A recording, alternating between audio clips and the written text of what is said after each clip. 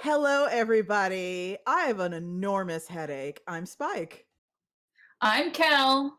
I'm Amanda, and we have a guest. I'm Nick.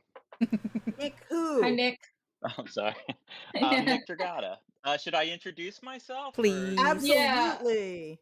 Okay, so Um, my name is Nick DRAGOTTA. I'm a professional comic book artist. I've recently delved into writing my own stuff also. I think I'm here likely because I met Kel. We both attended SCAD. mhm. And then I went on to meet Spike, and Spike and I started a nonprofit called Creators for Creators. We serve on Woo! the board of that. We sure Amanda, do. I don't know. Looking forward to Woo! getting to know. And I write and draw comics, and I've kind of done the gamut of it. So I started at Marvel and went on to do image stuff and smaller independent stuff. I've done self-published my own work, and you name it, I've probably done it in comics. So So you've just done the grand tour, basically. You've done it all. yeah, and I'm still figuring it out, you know. Aren't we So all? Yeah. So it's like you and I and to a lesser degree Amanda and Kel as well. We kind of predate comics being okay. You know what I mean? What? Like mm, when there was a time when comics was like, who reads comics? Oh, they still make those. What is a comic book? No, that And I never nowadays, experienced that. I'm sorry. oh, hell, oh, there, really? yeah, yeah. Spike, you're no, you're right on. I graduated in '98. I Well, there you remember go. getting my degree at SCAD and turning to my dad, being like, "What have I done?" like, Well, that's like a thing that it's really hard to communicate to younger creators right now around the turn of the century. Because I graduated in 2000. Around the turn of the hmm century, there was just there was this sort of like common knowledge, and I say that you have to imagine the air quotes, that comics as an industry wouldn't be around in 10 years. Like people straight up told you it's a doomed industry. Marvel and DC had both sort of variously during the 90s declared bankruptcy at different points. hmm The big sort of boom that both black and white comics and books like Spawn and Death of Superman series had crashed like through the floor. There were shops that were going like a third, I think, of comic shops just completely crashed and burned. They were gone. And the readership, there was absolutely, I mean, there wasn't any Harper Alley. There was no um, Random House. There was no Simon and Schuster handing out 40K um, signing bonuses to brand new creators fresh out of school. It was just kind of like Marvel and DC, or comics were just a hobby and you had a day job. And Yeah, people were like, you don't get into comics. That's a bad move. yeah, and we had I AOL. Like we didn't really even have yeah. an internet, you Yeah. know. So I was I graduated in 2009. What are we talking? When we Oh, say graduated, we're talking about college. College, Okay. yes. yes. I graduated from college in 2009, and it was right at the end of comics being bad. So like I remember one of my professors at SCAD being like, the only way to make money in comics is to be a hired gun for Marvel and DC. Hmm. And he was like, I mean, you can pitch to Oni, but they don't pay like living, like you can't live off that. Like, and he was so like a lot of people got mad at this professor saying he was like anti manga or anti indie comics, and he's like, no, it's because financially irresponsible for you to spend 60K on an education to for a hobby. And That was a fair so opinion back then. and he was yeah, so he was pushing Marvel and DC on a lot of people because in his mind that was the only way to make money. And then I remember explaining how I made money off Sorcery 101, and he was like, oh, you could live off that. Yeah. And so then he had me like give an explanation of how my webcomic worked before I even graduated to one of his other classes. Like Like you're an assistant professor or something. you just like did a little talk. Yeah, I remember that because And that was back in the days when you could just straight up pay your rent, buy your groceries, and keep the lights on with ad revenue. yeah. It's worth reminding that I am very different than Kel and Spike, and I guess Nick. in how I entered comics, because I did not come from it from a, I'm going to be a comic professional. Like, I never went to college. I barely graduated high school. Uh, I basically read manga, decided I like this as a hobby. I'm going to make a web comic. Mm. Then, oops, now comics is my job. Curious Valkyrie. Wait, Kel did Sorcery 101? Oh wow. Yes, Oh Kel McDonald is yes, the saucer is the Yes. author, not the saucer. the Is the author saucer.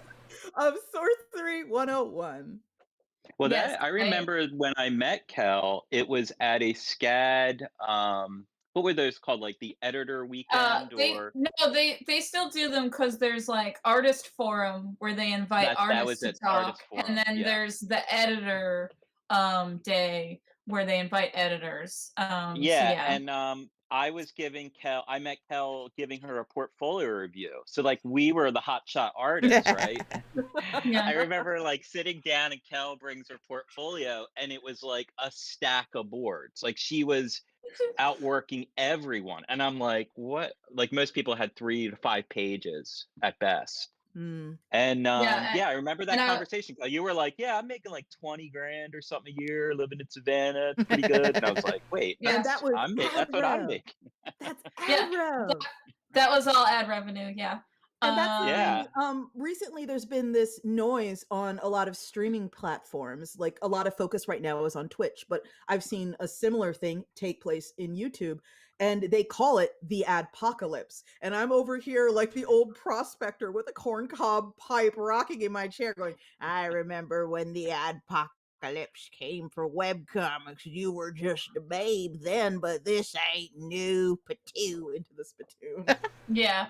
I remember Well, the forums. I remember the panic.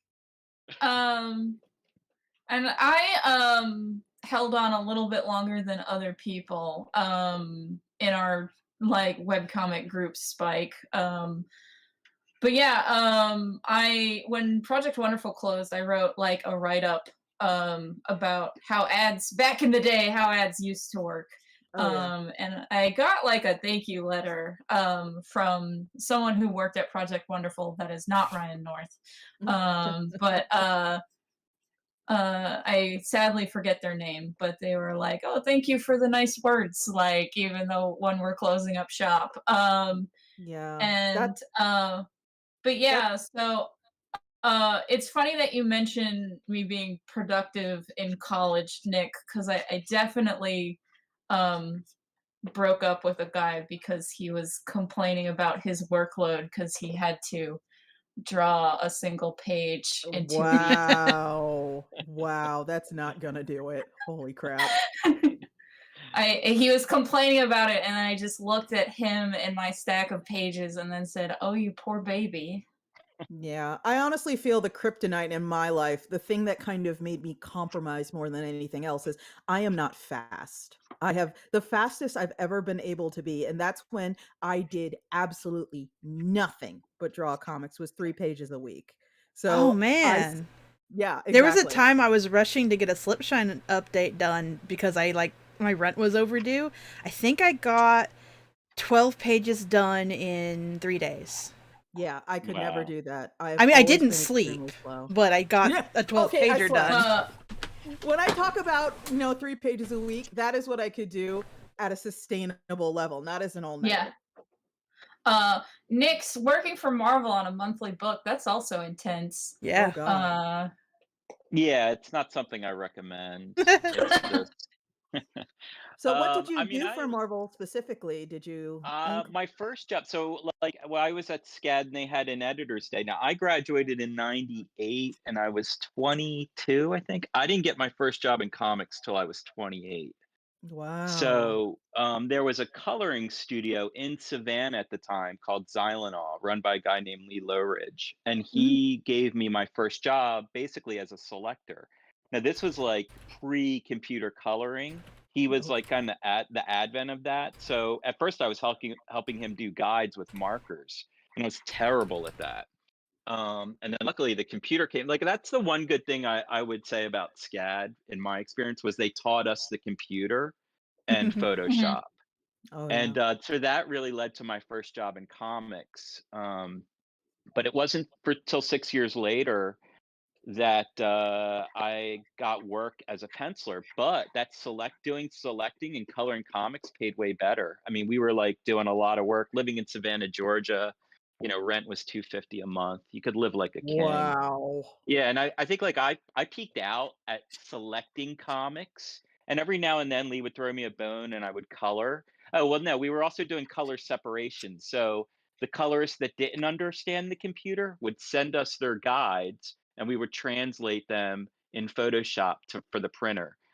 So we were getting a buttload of work doing that. Like we had all the kids' titles, Scooby Doo, Dexter's Lab, like really easy books you could crank on it. And yeah, like I made $30,000, $36,000. I think like I peaked out, but you know, With Savannah, 200 Georgia back something then, making yen. that kind of Wow. money was pretty good.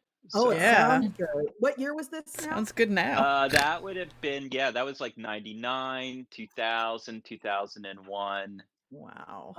I even started in school, so 98. Like, I mean, I was like living like a king. It sounds like it. Um, and Amazing. then I started penciling comics, and I was like, oh boy, I'm broke. Yeah, how often do you hear, "Yeah, but comics paid better?" Like, phrases never uttered in this dimension. Yeah, no, I think Spike, we had this conversation before. Like, you have to own your work. It's the Oh only god, yes. way to make money. You have to own what you do in this business. Yeah. Absolutely, Um, and I so I have to say from time to time, I will take notice of a creator who maybe is in my generation, maybe slightly before, maybe slightly after, but they have gone into Marvel and DC, which they characterized as their dream job, Marvel, DC, Image, mhm, etc., sort of what you consider the mainstream of monthly periodical comics. They do time for 3 to 5 years. They produce stuff, they do the promo and everything, and then the next thing they do is they found a independent imprint and open a Patreon. And I'm like, "Oh, someone looked into the crystal ball and realized 15 years down the line they don't want to own nothing." And this isn't me like being vindictive or anything. It's like, "Good, welcome. I'm glad you were yeah, awake." yeah, you see that a lot. I mean, Yeah. Image was the publisher that changed my life, though. I Yeah? mean, to where, yeah, Image. You get a hit Image book, just because, like, for me, like, it's interesting. Like, I am more cut along that mainstream. Like growing up, that's what I want to do. I still dip my toe in Marvel and DC because just I'm so nostalgic for it, and I'm like, I got something to say there, and then you Uh-huh. do the work, and then you're always like, why am I doing this? I should do the stuff I own. But it calls me to it, so I do like doing it. But yeah, Image and owning an Image was it for me for sure. So Yeah. to where, I one book I paid off my school loans and stuff like Wow. that. That's Yeah, amazing. so SCAD loans nonetheless. yeah, You're well, it was cheaper when I went, so Oh, it was true, not as yeah, true. you're $200,000 now, Oh what my I've heard. yeah. god. Yeah, Yeah, it was like $50,000 a year. Oh, uh when I went, I think it was 40K a year. And I had a Blech. halfway ride. Um so um yeah, I have mixed feelings about going to SCAD. yeah, But mm, mostly when I have to go pay that bill. I have And mixed feelings in Everyone should general just be about like me. Register for community college. Realize no one's making you stay there and leave. yeah, see, my mixed um feelings about attending school for art is like it used to be a lot more cut and dried, but nowadays it's a lot more wibbly bobbly. My whole thing is like, if you I want to do something that is a highly technical Yeah. skill that requires highly technical training, yeah, okay, cool. Go to CalArts, learn how to tween, learn all the software, make all those professional connections that are absolutely going to benefit you 10, 15 years down the line when the people you were in class with are the people who are deciding who gets to direct this episode of whatever is being made on Cartoon Network right now. Yes, okay, cool. Do that because it'll pay for itself. Animators are unionized. There's all kinds of benefits to that. It is a calculated risk. However, if you want to make comics, it's a lot less sort of sure a thing. I am a big advocate of if you want to make comics for the internet, if you want to make comics for Random House, Harper Raleigh, Simon and Schuster, whoever, school is not mandatory. However, there are benefits. So, I was Yeah, yeah, talking that's so uh, true. yeah. Yeah, Yeah, I was because I mean, talking go ahead. to, Jose Pimienta on my stream last night, because SCAD got name dropped on Atlanta, um, Oh. and, it was basically like someone was trying to get a children's book picked up and didn't have an illustrator yet, and the publisher was like, "Oh, don't worry about it, we'll just grab some SCAD kid and they'll get it done." And, Not uh incorrect. and basically, that led to like so the mixed feelings I have about SCAD is they they did drill into us like how to meet your deadline and how to be fast and competent at the same time. So like that being SCAD's reputation to be name dropped that way on a show, I feel like that checks out. That is my experience with SCAD. Like the SCADdies that continue to go forward in any artistic industry, they are people that will meet their deadlines. Um, Yeah, but that's true. In every um, industry, that is true. Meet your deadlines and you will get ahead in ways that phenoms and prodigies never would. so yeah, so I feel like SCAD kind of encourages that, like, just get it done, like, but the Well, when downside I is I was feel, yeah, Kel, when you were there, like we had to minor in art history, so that was always like one of the best benefits, I think. That like all 4 years you were deeply rooted in art history, and then like I really took advantage of that. I got to study in France. Like you just sign up for the yeah. semester in France, and it was a little bit more that you just threw on your loans. Well, so And the like thing when I, is I also did the semester in France, and it's because I did the math, and the difference between the semester in France and the regular SCAD semester is literally the price of the plane ticket to France. yeah, That's it.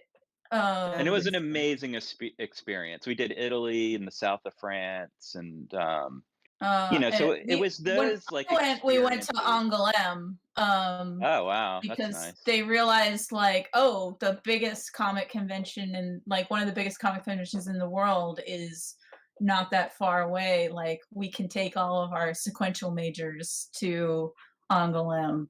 Wait, Uh, if I had gotten into SCAD when I applied, would I have actually met Kel there? yes, Oh because we're the yeah. same age. Yeah, I applied, I just didn't get in. And I said, oops, guess comics ain't for me. I'm gonna manage a restaurant and make It comics was a as a blessing. hobby. It was a blessing in disguise. Well, I wasn't gonna go unless I could get scholarships anyway. That was my thing. It's like Ah, I couldn't.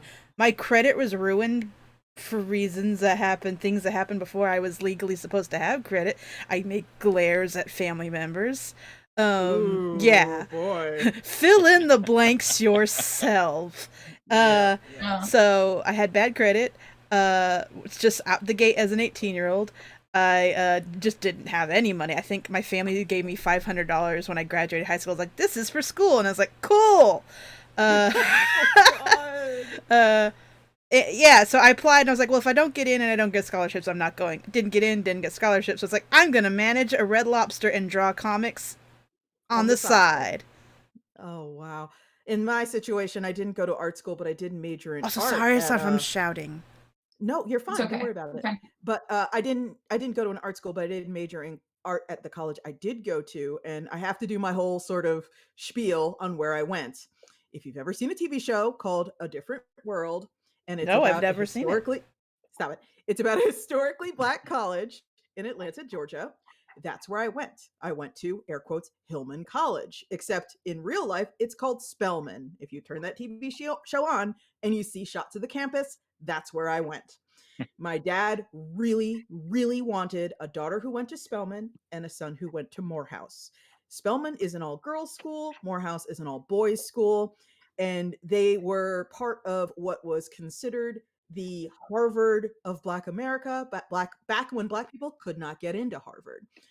Um, I was very sort of whatever. I was reticent about wherever I was going to go, but I did get a thing in the mail that told me Duke had a scholarship for me. And my dad straight up told me, if you go to where I want you to go, I will pay your way in full.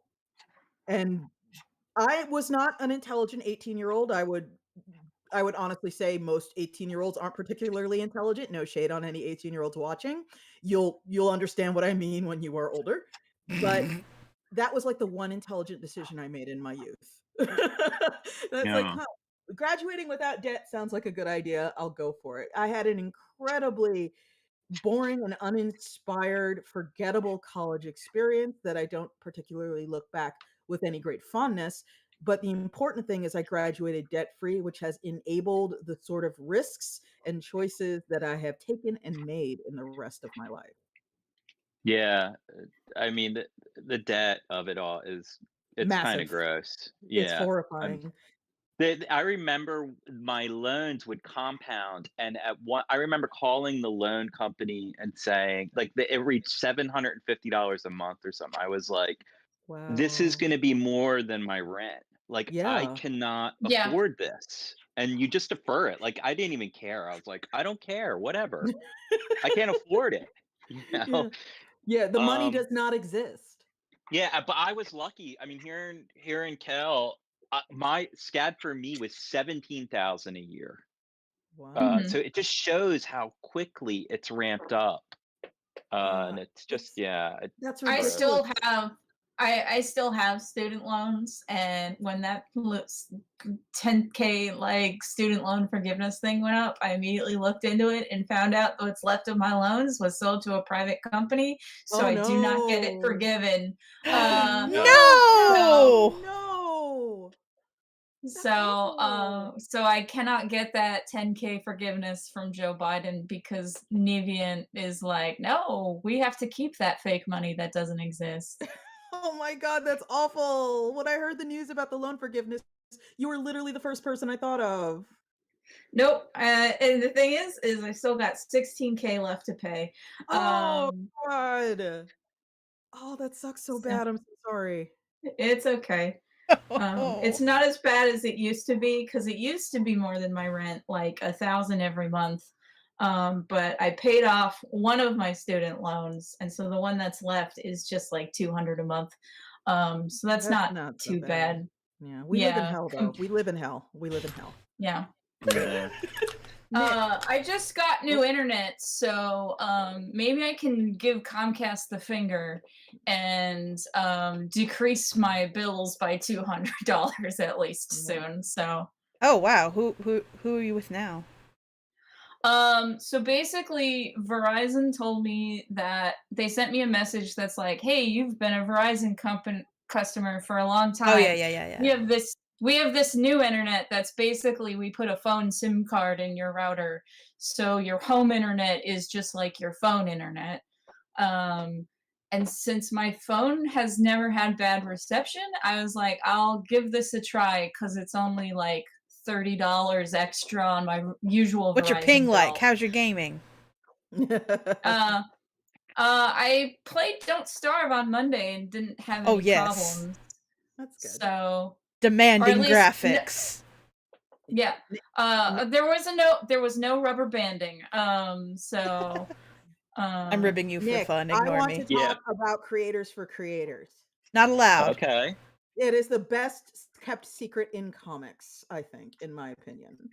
Well, it's over now. I mean, It this is was the best kept. it's our Yeah. last year. Yeah. Yes, it was, and Uh, it sucks, but the impetus of it ending really is I moved, and it was a lot of work, It and was. it's the legal thing. It's really difficult to find lawyers that can start up a nonprofit, Yeah. and luckily I had a friend that specialized in that, and she did a majority of the work for free, and it was Yeah. like it That's so made it kind. easy enough to do, Yeah. and mhm. but Let's go we into yeah. I yeah, we want to did go into 5 of detail them. about what it was. Sure. Creators for Creators was a thing that was we didn't come up with it. I just want to note that we did not come up with it. It was proposed to me and I was instantly like, yes, I definitely want to be part of that.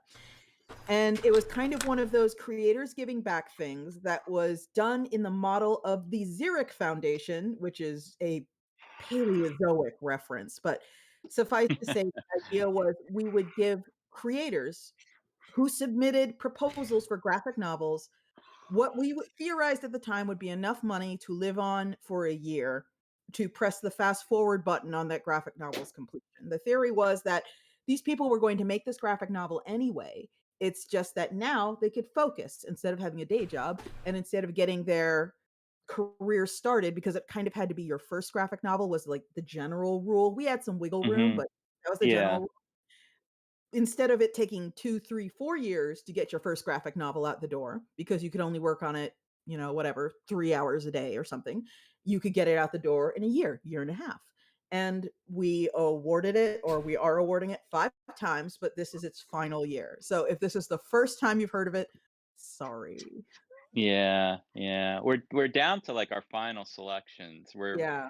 We're close and we're almost ready to announce, but there were just over 350 entries this year. So it wasn't half Um, a secret as I thought it was. no, I don't mind sharing. Like you like you said, it's almost like I don't think a lot of people Yeah. know about it. And I Yeah. remember when we launched it, I was like, "Oh, this will be like the next Zarek, and everyone will be Mhm. really into it." And it just, it's a typical battle in comics. Like, marketing yourself or something is almost a full-time job. Yes. And it's hard enough just drawing your own comics. So it's, Yeah. it was, and all of it was volunteer. Yeah. We would raise exactly what we were giving away. So Mhm. I mostly was the guy. I was the guy. Just, Yeah. you know, the impetus was East to West. I did a comic called East to West at Image Comics, and it was a hit. Yeah. And like you mentioned the Zarek Spike, I tried out for the Zarek. I Me never won, too! Me too! but those my samples for the Zarek got me my first job in comics. Oh, Like it cool. made me focus. It made me go, "This is possible. I could do this." So it was. I just always, I think like we're just a product kind of our experiences. And I Yes. was like, "Oh, there's nothing like the Zarek." I love comics, and I think like you've always been, I think, of this realm, Spike, like always giving back, always sharing knowledge, Thank you. picking fights on the right side, like always Love kind that. of sticking up for Constantly. what you need to do. Well, and I think you were definitely one of the first people we asked. Like we were like, we gotta have Spike Trotman, or this thing won't be Oh, legit, because get it out was of all image town. people, So Yeah, that's true. and you were representing web and kind of the future at the time. So Oh my god. yeah, it No, I'm was the awesome past. that you came on I'm board. I'm a But it crone. was Please, just, I yeah, have to me, deal with David, her when brothers. this show's over. Don't inflate her head. No, trust me, I'm nothing. I'm garbage. I'm aware of it. Don't worry. Uh, But yeah, I am glad of what the Xeric has, not the Xeric, whoop, another Freudian slip. I am glad of what Creators for Creators has accomplished. I'm Yeah, me proud of too. it. I'm really proud of it. I I get to love say that was a everyone thing that I was was a part part. of. Yeah. Yeah, it was awesome, and I think we all should be proud because, especially when you talk to the recipients and you see the work they've done, Yeah. like it really did change their lives for the Yeah. better and jumpstart like their careers. And that was the So. entire point. Mhm. Mhm. It was a good Yeah. so yeah, if you folks wanna check out what happened, with Creators for Creators, there is a website. You can see, like, I'm pretty sure we have all the winners on there, right? Yeah, yeah, the recipients are on there, yeah. You can see all the Mhm. recipients of our previous grants, and when we make our final decision on this final round, we'll put that recipient up there too, and it can kind of stand in testimony for a thing that all us gross little comics hipsters got together and shepherded shivering new fawns into the world of professional comics. Yeah, it was cool. We did something, I mean, we Yeah, can we look did back and say, exactly. "Yeah, You we put did it our on our tombstone. We did something. we did something." Yeah, I'm proud of that. uh, uh, Nick, your current comics at Image now, right? Um, Ghost Cage was the last thing. yeah. I just did a Spider-Man issue, which, oof, is the people were Oh, ripping me apart on Twitter recently what for it. happened? They thought my drawing, one person described my drawing as dog shit. Oh Oh my my god. What the god. Here's fuck? the thing. You gotta understand. I do not like. I mean, I kind of love it. I love the passion. And then other people are like, when I read this comic, it made me cry. It was so beautiful. Now it is a Oh, typical Peter Parker like story, like uh-huh. but it was fine. It was it was on deadline. I did my best. Yeah, I think And then yeah, when you're on the production side of work, you get a completely different perspective, and there's been sort of hmm this thing that happens on the internet. I'm sure it predates the internet for everyone about to correct me, but it's been brought into high relief by the internet, and I think unprecedented accessibility to creators, which is fans of things, and this is not comics exclusive, fans of things have decided that really liking a thing and really following a thing not only gives them ownership of the thing in some sense, but also expertise on how the thing is made. yeah. And so suddenly a person who has never drawn a line in their life or written a single word of a script or published anything is weighing in on matters in which they have no experience. And because no one on the internet knows, yeah, dog, they are being taken more seriously than they really ought to be. Yeah, well, in fairness to Yeah. them, they didn't, like, at me or anything. It's Yeah. me, like, going like, "Oh, the book came out, let's see what people are saying," and Oh it God. was very it's just 50-50. I'm used to people, like, kinda how it is, like, there's a lot of sycophants, like, you're always like, "Does anyone have any" like, "I know this wasn't that Yeah. good, you don't have to tell me it's good." Oh, But it was nice to actually hear people be like, "That was terrible," and you're kinda like, "Eh," yeah, so Yeah, every once in a while, I'll read a constructive criticism of something I'm doing, and my first thought will be like, "Oh, fuck, they saw it too." Shit. yeah. Man, the Uh, people are mean though, aren't they? Like, they Yeah. just do not hold back, like, you're like, I feel like um uh Star Wars fans are the worst. I don't know if you've ever worked on Star Wars, Oh, no. Nick, "No, but no." I haven't either. But like, whenever people are like, "Oh, this cartoon show's fan base is toxic" or whatever, because of whatever drama is going on within the fandom, I'm like, Star Wars fans got multiple people to quit acting, aka their dream job, Yeah. um, and give up like being in a multi-million dollar franchise that will instantly like make them famous enough to get by for the rest of their life. Yeah. Like, Yeah. so I feel like the Star Wars fans are the worst ones. Like, I never read anything about his reaction, but one of the things that I always think of that is now inextricably tied to Star Wars as a concept for me and influences any Star Wars related decision I'm going to make in the future is the article I saw years ago about John Boyega being edited out of the posters for Star Wars in China. And I was just mhm. Mm, like, dot, dot, dot, oh. It's like, okay, uh, well, that's it. Well, yeah. I think her name's Kelly Tran. She was edited out of fucking all the merch for Star Wars. Yeah, yeah.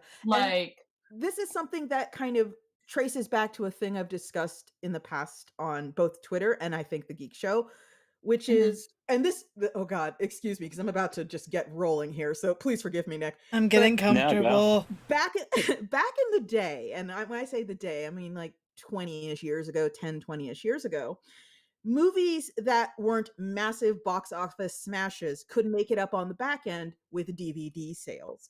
And mhm, every once in a while, DVD sales could even turn something that did or even bad at the box office into a after the fact hit. The best example I can think of is Boondock Saints, which was like at the box office but ended up selling Mm, tens of millions of dollars in DVD and became a cult hit. That sort of environment no longer exists. DVD sales have gone through the floor. People these days expect films to be on streaming services where a person gets a few pennies when someone streams it. Excuse me. mm, As opposed to, a few bucks when someone buys an actual DVD. This has changed the economics of Hollywood significantly in that now they were always risk averse, but it's even more so now where they only want the Uh, surest of sure thing. there is a YouTuber I like called Broe Deschanel, who Mhm. talks about movies in the film Broy industry. Yeah. Yeah. Deschanel. Oh my But Uh, god. but this influ but one of her more recent things that she's come back to in several of her newer videos is she's comparing movies right now to the old studio system, because a Mhm. lot of the stuff that movies are doing now with being even more conservative in what they pick up Yeah. and like consolidating power of who owns what is replicating the old studio Hollywood studio system. So she's Mm. like, that's why, like, so basically she's like, it'll probably be like 10 years from now, but then it will break Probably because because systems it's like that. unsustainable. Yeah. Yeah. But yeah, like one of the things I see sometimes on Twitter and sometimes on articles on sites is someone looking around going, "What happened to sex in film? And what happened to this in film? What happened to that in film?" What happened is now they have to hedge their bets more than ever before. They have to cling to that PG-13 rating with everything they have. They have to make sure No. there are multiple nations all over the globe that they are not offending, and Hollywood fights for like, and I mean Hollywood, I mean like every studio in North America fights for one of something like 30 slots in China because only a certain number of foreign films are allowed to be screened in China Yeah. every year. And literally every film is sort of pruning itself and neutering itself and grooming itself so that it can make the cut not to be screened in China, but to be considered for screening in China because they are living in this world where they can't disregard what screening in China might potentially make them because the bottom line has shifted so dramatically. Um, Yeah. but It's yeah, I it recommend Zoe Deschanel's videos. They're You mean pretty Broy interesting. Deschanel. Yeah. That's a great name. Yeah. She makes great videos. Her newest one is about how the Elvis biopic is garbage. Um Oh, is this like, is it? See, I got a feel that it was trying to rehabilitate Elvis, so it gave me vibes, but I never watched it, so I can't really rule. basically talks about how the biopic genre as a whole is flawed because you Mhm. cannot condense a whole person's life into 2 hours, um, and that it flattens whoever the biopic is about. And the Elvis one is egregiously bad for as an example of that, Yeah. in her opinion. So she compares how it like you usually in biopics you at least get like the pretense of them trying to show what a person was really like, whereas like the Elvis movie seems more interested in the colonel, the guy that like managed Elvis's career his whole life, rather than digging into Elvis. And it's kind of, you learn more about his weird manager than about him, which is odd because it's his biopic. The one thing I know about Elvis's manager, which I've always been kind of slightly impressed by, is that Elvis's manager sold "I hate Elvis" buttons. Because he figured there were going to be people who are like me, they're kind of contradictory and inherently going to just, "Oh, if it's popular, I don't like it." And he figured I might as well make money off those people too. Uh, the one thing that I learned from listening to people talk about the Elvis biopic movie is the reason why Elvis never did an international tour is because his manager was a criminal, and was wanted in a different country. So he would not leave the U.S. because he would be arrested. Um, Oh, Interesting. Did wow. not know that. Well, there's Blonde is out now too, the Oh, Maryland yeah. Ooh, I've heard people one. don't yeah, like that one. Yeah, that's all I've read too. Yeah. Yeah. Yeah. Also, a thing I yeah. forgot to mention when I'm dressing down Hollywood like I was. A lot of weird decisions, weird, bad, strange decisions when people read them in Variety or Hollywood Reporter or whatever, and they go, "Why the fuck would you do that?" It can be traced back to the fact that a lot of these companies are owned by the people. They have stockholders to impress and quarterly Hmm. reports to turn in. So when you read about, and it's not just Hollywood, it's all large companies, when you read about how they have assembled an award-winning team to make their latest project and then immediately fired them all. When you read about how there was a production that was 98% done and it just needed someone to give it a little kiss on the cheek and a slap on the ass out the door and it'd be ready for the theaters, and it gets canceled and all the footage gets burned. When you hear about how a whole bunch of movies just suddenly become homeless, destroyed, ruined, altered, and you're just like, why would you do that? The answer is literally always someone owns stock and expects it to go up. And if it doesn't go up at the end of this quarter, 10 to 15 people lose their jobs. That is it. The answer is always money. Yeah. Yeah. Um, Quarterly I profits. Yeah. We I can I lose read 10 Disney people and look War. like we're making money. Yeah. I read Disney War. That's an Oh, interesting book to read. I have not Uh, read I Disney have not. War. Disney War You is said all that in a about the tone rise like and that we would all fall. know that. It's about the rise and fall of Michael Eisner at Disney. I see. Oh, okay. And basically, like, I never thought I'd read a story that made me feel bad for Jeffrey Katzenberg. He is also awful in it, but he is just marginally less awful than Michael Eisner. He's the Quibi guy, correct? Michael Eisner No, or Jeffrey Jeffrey Katzenberg. Katzenberg? Jeffrey Katzenberg started DreamWorks and made Shrek. Oh, okay. I see. Now I I don't have to look this up because, I like, don't know if Quibi is also him, but yes, it yeah, was. Shrek is basically him giving two middle fingers to his time at Disney. Like, And then Shrek slowly evolved into being exactly what he was giving the middle finger to. well, really, it's all about how he hates Michael Eisner, so it Oh, doesn't matter. Like, he didn't become Michael Eisner, as far true, as I true. know. But Shrek became one of those He properties that it was originally lampooning. like the villain's face is modeled off Michael Eisner in the first Shrek movie. Today I learned. And he's a little fascist. And that's why the little kingdom that he runs looks like Disney World. Yeah. He is the pettiest of petty men, but in Disney War, he comes off looking marginally better than Michael Eisner. Yeah, I have opinions and they're What?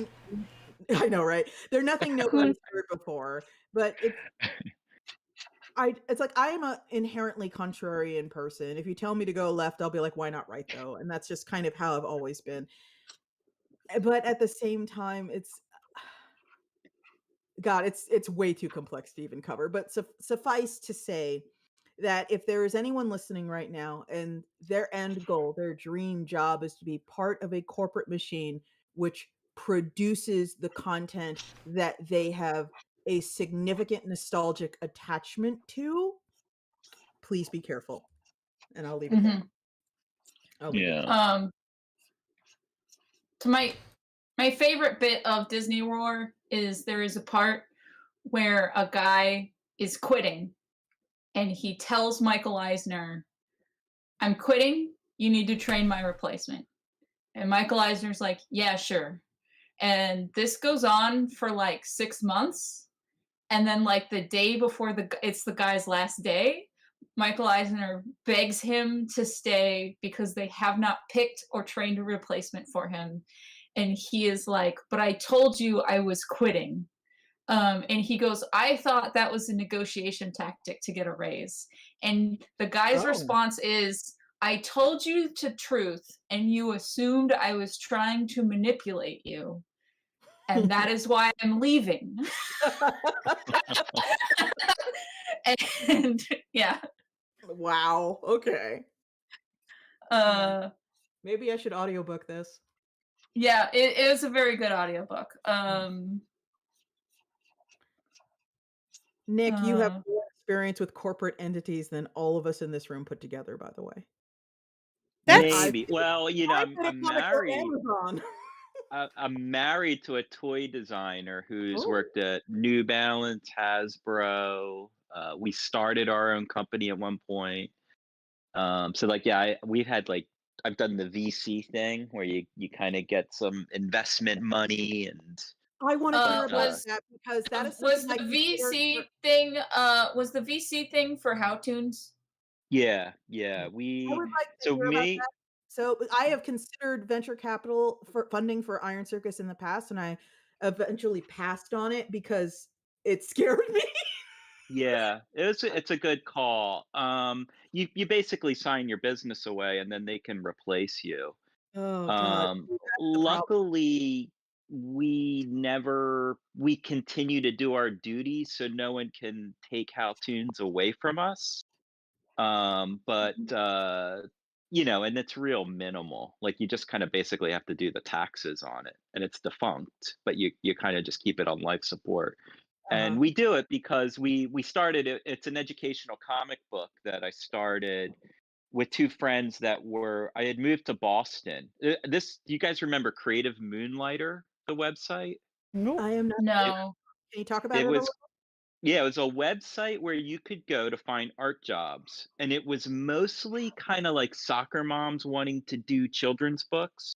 Uh-huh. So it was a real gamble, like, it wasn't legit gigs, but people could go and post art jobs there, and I would check it every now and then. This is like when I would do 1 Marvel book a year, so I was, like, struggling to make it as an artist. And I was coloring, I was kinda doing everything. So I checked this site, and we lived in Boston at the time.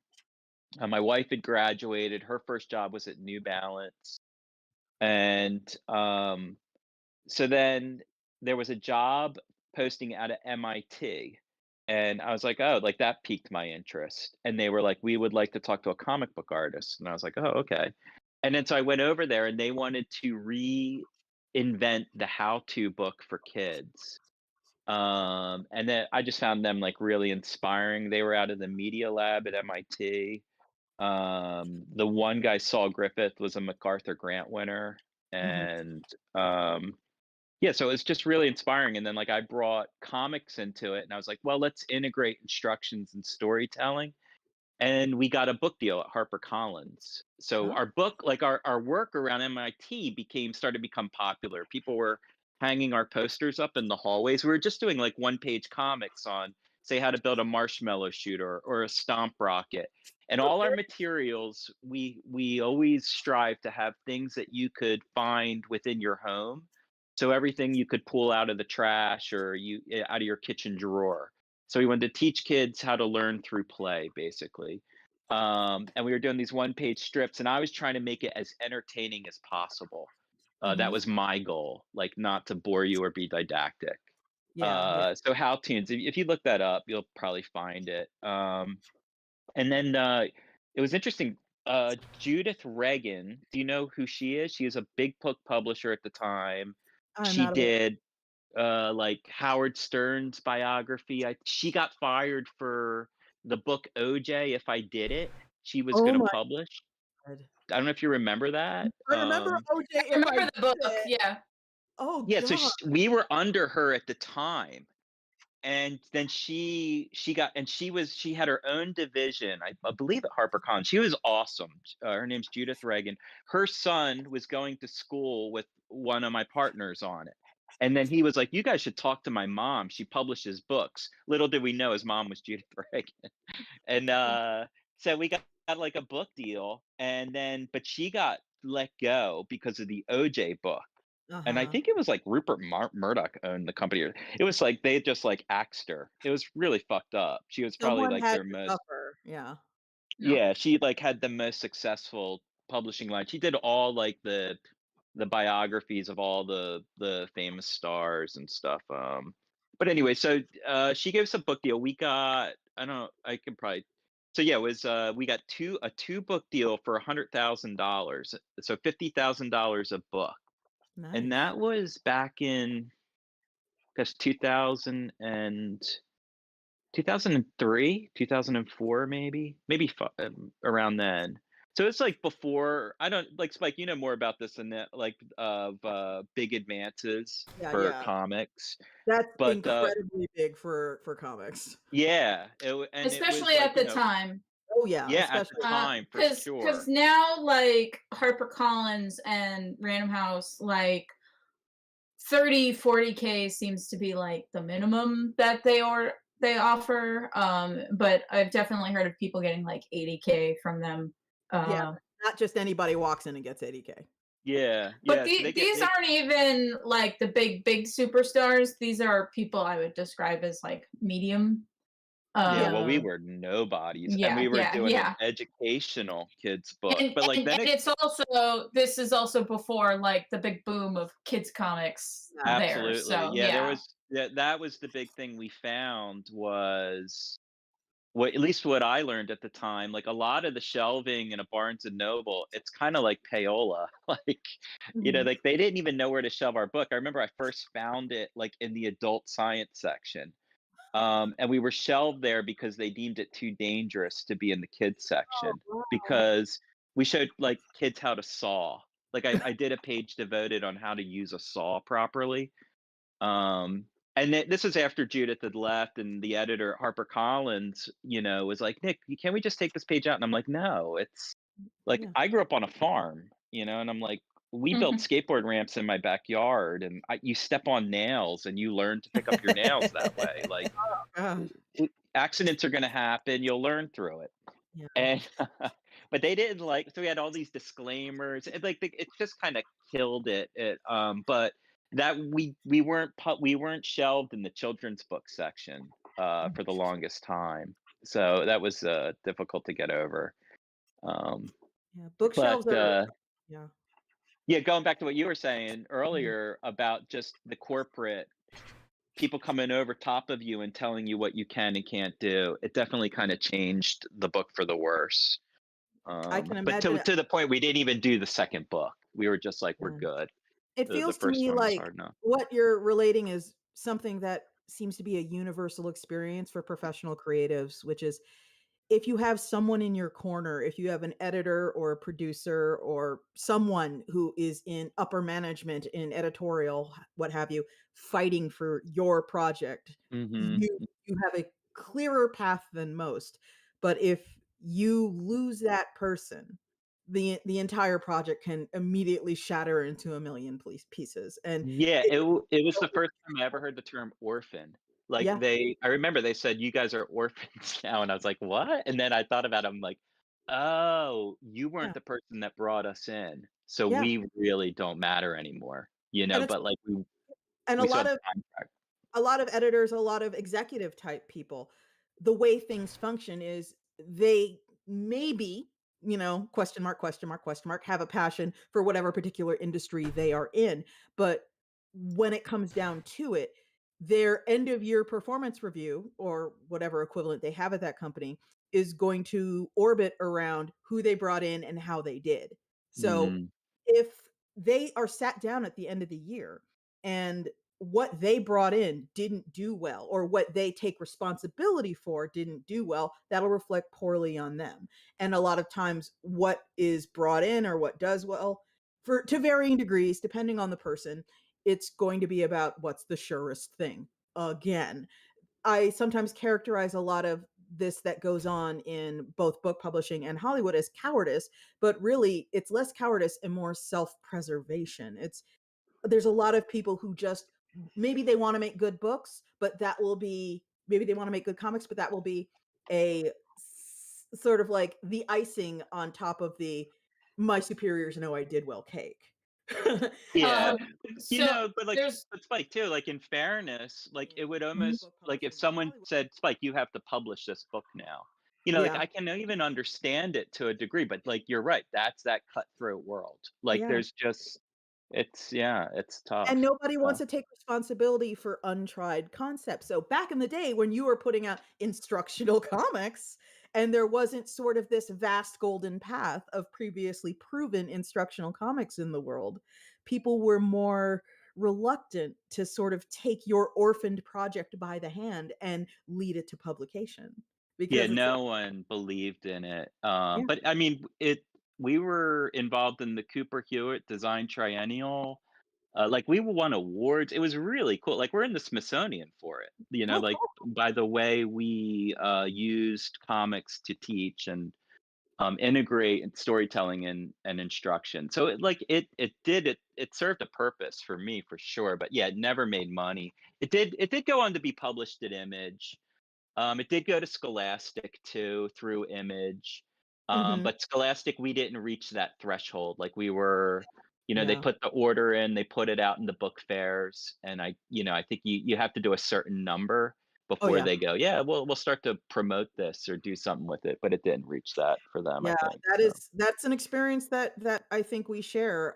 There was some interest on Scholastic's end for incorporating some Iron Circus books into their school fair, but that was years ago, and it was one of those Hmm.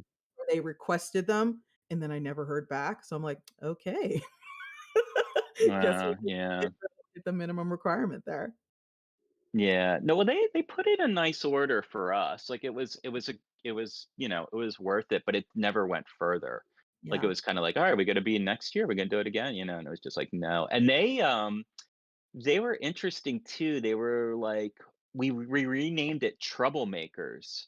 Oh, So the editor was interesting, like, and I learned a lot. Like it was just like, look, you kids don't want to be interested in a book called How Tunes. They were like, so they were fair like, enough. can you think of something to spice it up? Yeah, like I thought it was all really good advice too. And she was like, let's just put the most You exciting gotta in, let's trick trim kids it into down. learning. Yeah. And so there's a book called Troublemakers out there that was in the Scholastic Book Fair. But that was a they put an order in for it was $25,000. Like I remember we got a check for that much for Nice. that order of books. Yeah. So It has vibes um of The Dangerous Book for Boys, I believe was another really well, yeah, popular book. well that was like our competitor back Yeah, then. I mean I yeah. believe we were doing it first. But yeah, that I remember that was such a huge hit. And then you open it up and you look at it and it's literally like recipes, like Yeah. it was It's yeah. all in the Um title. That's something that I have this discussion with Iron Circus creators a lot where it's like, I get you like this title. It is a good title, but you are going to be on a shelf next to a whole bunch of other books, and the goal is not to most accurately describe what's inside or tease someone's curiosity, but to be descriptive in a way that compels. And like Dangerous Book mhm. for Boys is the perfect example of that, where it's more Yeah, about no. getting someone to pick it up than anything else. It's brilliant, but then when you look it up, you're like, "What?" It's Yeah, when you look dot. into it, it's Yeah. not everything they sold it to be. It's brilliant marketing though, for sure. Yeah. One of the things Um, that this makes me recall is we just got, I think, the order in for the reprint finally of Patience and Esther, an Edwardian romance is what we ended up mhm. naming a award-winning book that we published, I believe, last year or year before last. I have no concept of time. It Time all is But blurs together. meaningless. say Yeah. what? Time is Huh? meaningless. It Time all is blurs together. meaningless. It all blurs together. Yeah, and Uh, when that was submitted to us, it was originally called Sparks, and I remember thinking, "That's a nice title, it tells me nothing. We have to convince the creator to retitle it," and it just so happened that the best card in the deck that we played in the convincing to retitle thing was there was a best-selling children's book out of Canada that was also called Sparks, and we were just Yeah. like, "We cannot do this. With your sexy book, we cannot give it the exact same name." And they were like, "Oh, okay, cool." And so it worked out, but I you'll never convince me that the detailed name didn't play an incredibly vital role in the level of popularity it's experiencing. Yeah, no, um, I mean, That matters, everyone. yeah. like everyone makes fun of all the manga now that have the Oh stupid yeah, long titles, the but those visual titles, the what's it the yeah, light novel titles. Yeah.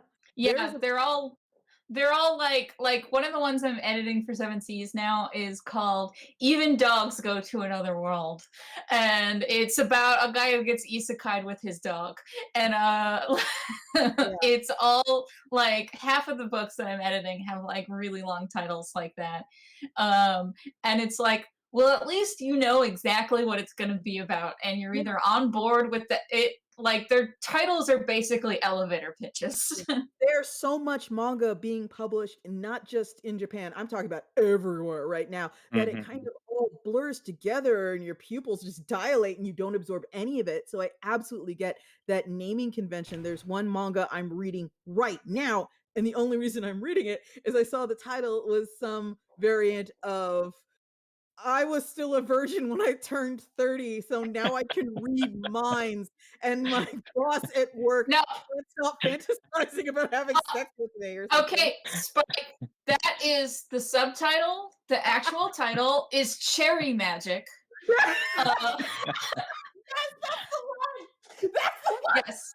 The title is Cherry Magic. Because Yeah, apparently if you're a virgin until you're 30, you get a magic power. yes, Um, you can read minds, and his boss is just constantly thinking about helping him.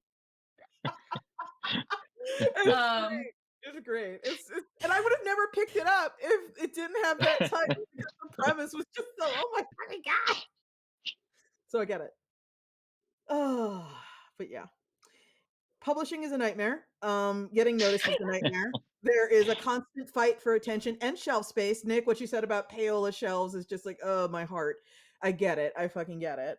And being a small operator, definitely comparatively small in the publishing sense, I'm mid-sized, but comparatively small operator in the massive eternal shadow of multinational conglomerates is a constant battle. Yeah. What's it like? So Spike, you go to book conventions and then you promote your wares Yeah, Iron Circus and has been forced to, adapt, do things differently, Mhm. do things strangely, just to sort of get a few liters of oxygen in the current comic space. We straddle the line between, yes, we sell in comic shops, but right now we really, really focus on libraries and independent bookstores. Like that's our bread and butter right now because Right. they're the ones who are much more likely to carry Iron Circus books. We are in Barnes and Noble. We are on in like chain stores, but definitely not to the degree we're in smaller publishers because those Barnes and Noble branches, they're in the same boat as every other large company where the bottom line matters. And if someone presents a spreadsheet that says our youth graphic novels sell 90% and our adult graphic novels sell 10%, they are going to shove the 10% out and put more youth graphic novels because that's where we're Yeah. at as a hyper capitalist society.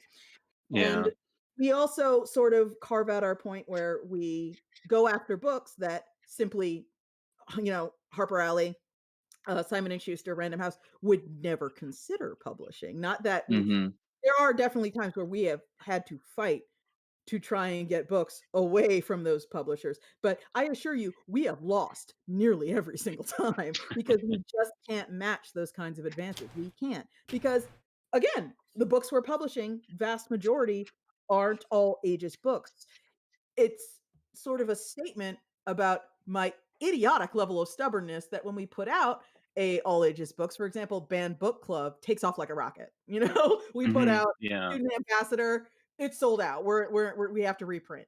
We put out Radium Girls, which is suitable for all ages, even though I would say it's more of an adult book personally. The first run sold out before the even release date. We're doing an emergency reprint right now. But Nice. I'm still like, "That's nice. Anyway, here's our new pornography." It's like I want to be everything to everyone in that sense, but what determines what Iron Circus publishes has always been, do I like it? And if I like it, it goes out the door, and if I don't like it, it doesn't happen. And I don't want to make changes to the way I do things to min-max capitalism. I just don't. Yeah. I'd be Yeah. better off doing it, You but I won't. forgot pity. Also pity. Yeah, That's the only uh, reason you picked up my book, right? that is not fucking true, Amanda. It Stop is. it. I Uh, can prove it with Amanda, receipts. Amanda, I'll throw you off a mountain. I'll throw you off a mountain. I can prove it with receipts. Amanda, I will throw you into the ocean if you don't stop. I want to see you try. You haven't lifted weights in a very long time, and I'm a very big girl. I want to see you try. See, Amanda, I believe in me, so I can do it. And I believe I'm a very big girl, and I want to see you try. Stop it. Anyway, though, I foresee if I mean, again, with the whole sort of min-maxing capitalism, that's part of the reason I am not on Kickstarter right now, woo. Yeah. There are just things they are doing, things they want to do, things they have refused to separate themselves from or denounce. And I'm just like, cool. I just want to make comics. I don't want to burn down the fucking rainforest. I don't want to destroy what's left of the earth for your progeny. Maybe there's a line in the sand that I have to draw. And this is not judgment or shade on anyone who doesn't draw it, but I'm not about to fucking go there. And it sucks. It sucks that these are the decisions I have to make because some people decided that making 1 million wasn't enough. They have to make 1.5 million next year. It's like, okay. Uh, Yeah. Ryan Estrada's in the chat, and he says his book is called No Rules Tonight because editors rightfully told him if he used the original title Christmas After Curfew, literally no one would ever buy stock or read it outside of December. That is accurate. That is incredibly accurate. I personally feel The Last Halloween by Abby Howard is a banger book, but it suffers for having the word Halloween in the title. I will disagree with you on that. Here's the thing, Halloween shit, people will indulge in Halloween shit all year round. People will not indulge in Christmas shit all year round. Everybody has the Yeah. spooky friend. Yeah, but it's also Last Halloween is actually like spooky shit that is intrinsic to Halloween. So Yeah. I feel like Christmas After Curfew, what it's about, most Americans will not connect to Christmas. Whereas Last Halloween is American Halloween, but then Again. the world ends. Again. Learning Legitimate. As soon as August started, my neighbors, and I live in the suburbs, put skeletons in their yard. Halloween is like all year long. Nick, I want to Yeah. hear what you have to say about marketing because you have a different perspective, I imagine. I'm terrible at it. And I mean, I'm amazed at people like you, Spike, or like friends with Ramon Villalobos. Like he's a notorious shit talker, but like he markets his work so brilliantly. And like Yeah. you do too, Spike, like in your own way. But it's Like, exhausting. Like I don't have time, and I'm also my personality, I'm just not cut out for it. Like I just can't Yeah. do it. I I I like I I am know I should, you know. Yeah, I am more like you, Nick, in that like I all the marketing I do is like because I'm forcing myself to push it. But even then it's like uh just me repeating the same thing over and over again. And I'm like, that's it. Like you could replace me with a recording of me saying my elevator pitch. buy my book. Buy my book. Yeah, it's Yeah. interesting though. Like, I mean, so my last book where I had to market, like, I don't really if I do Marvel or DC, I don't do it really. I might tweet out my book is on sale at the stands today, but I am not like putting in any more than I have to when I like work at Marvel or DC. But like if I'm at Image and I'm owning it, you have to do it. You know, Yeah. they'll do a little bit for you. They might set up a podcast or a signing, but it's really all of it's on you. And it's weird. I don't even know if this is considered marketing, but like the option to do variants. Like so, when I'm talking more about monthly comics as Mhm. opposed to the book market and stuff. But you see books that go up over 100,000, they're doing 25 covers or Oh maybe more my god. of their single floppy, and that now the new thing is where stores will get their own variant, Yeah, and I then saw. they'll sell them on eBay. So there's like a whole new market of just trading in variants. And with my latest Image book, I was like, I'm not gonna do that. Like I didn't want to go down that road, and it's guaranteed sales. Yeah. Yeah. But it's like what you were saying, Spike. It's like, how far do you want to go for the cap? Like, like what? Why? Why are you going to do 25 covers for one book? But at the same time, it's real money, and I guess there's a market for it. So, like, I don't really knock it, but Yeah. Yeah. I yeah, it's absolutely just a get lot of work too. It's a lot of work. it's a ton of work, Um, and I I don't know. I don't know. Maybe it doesn't feel sustainable. I don't know anything about that particular branch of mhm. promo. But I know when I'm doing marketing for Iron Circus stuff, there was a time when it felt easy, and now as just the number of books we have in print goes higher and higher and higher, it feels like more of a job than ever. Although I will say this to people who are curious about doing their own marketing, and not to like rehash last week's conversation, but part of this week for me has been setting up a thing in Meta, what Facebook slash Mm. Instagram slash whatever is these days, which is basically one click buying if you are in Instagram, which is you can just see a Mhm. book, you can read 10 pages of it, I can show you a cover, and I could just be like, buy it now. And you don't have to go to ironcircus.com, you don't have to go to Amazon. If you click the cover, just give me your address, give me your credit card number. If you have a credit card number already part of Instagram, you don't even need to do that. And you just click it and it's on its way to you. And I am so annoyed by how powerful that is.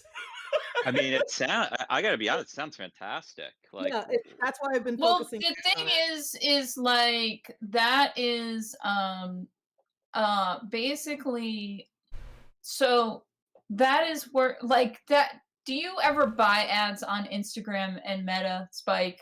You do, I right? I used to. The power of Facebook slash Meta ads has gone down considerably recently because of recent legislation that states that apps have to ask permission before they track you. Most people are hitting no, don't track me. And so the viability and efficacy of Meta ads has gone through the floor. So basically because you've given them money, Meta gives you preference. Talking to other artists, there's a lot of discussion that both Facebook and Instagram are basically now worthless if you don't give them money. Like Yeah, they won't algorithmically show your shit to people. yeah. wow. I wouldn't be surprised if And that was actually the case. like so there are people who are like I have 10,000 followers but on the like stats behind the scene it tells me only 200 people saw my post, like because Yeah. the algorithm is like Although I have to say, against them. what I've found is really good for I post it, I check tomorrow, I have 20 more followers. If Hmm. you post stories, that actually really helps. Well, I yeah, wish it didn't. no, Mm. no. Very annoying. It If does. you want more insight into it, there's a lot of people you can watch, but if you want a really good summary, y'all watch a YouTuber called Jarvis Johnson? I No. have. Mm-mm. Yeah, He did recently a video basically about what's going on with Instagram and how they are deprioritizing still images and prioritizing yeah. video. So if you want to like get a nice like Cliff Notes It's because they version. want to be TikTok Yeah, killer, yeah. Well, right? no, there's a lot of things going into it. I'm saying if you'd like a good Yeah.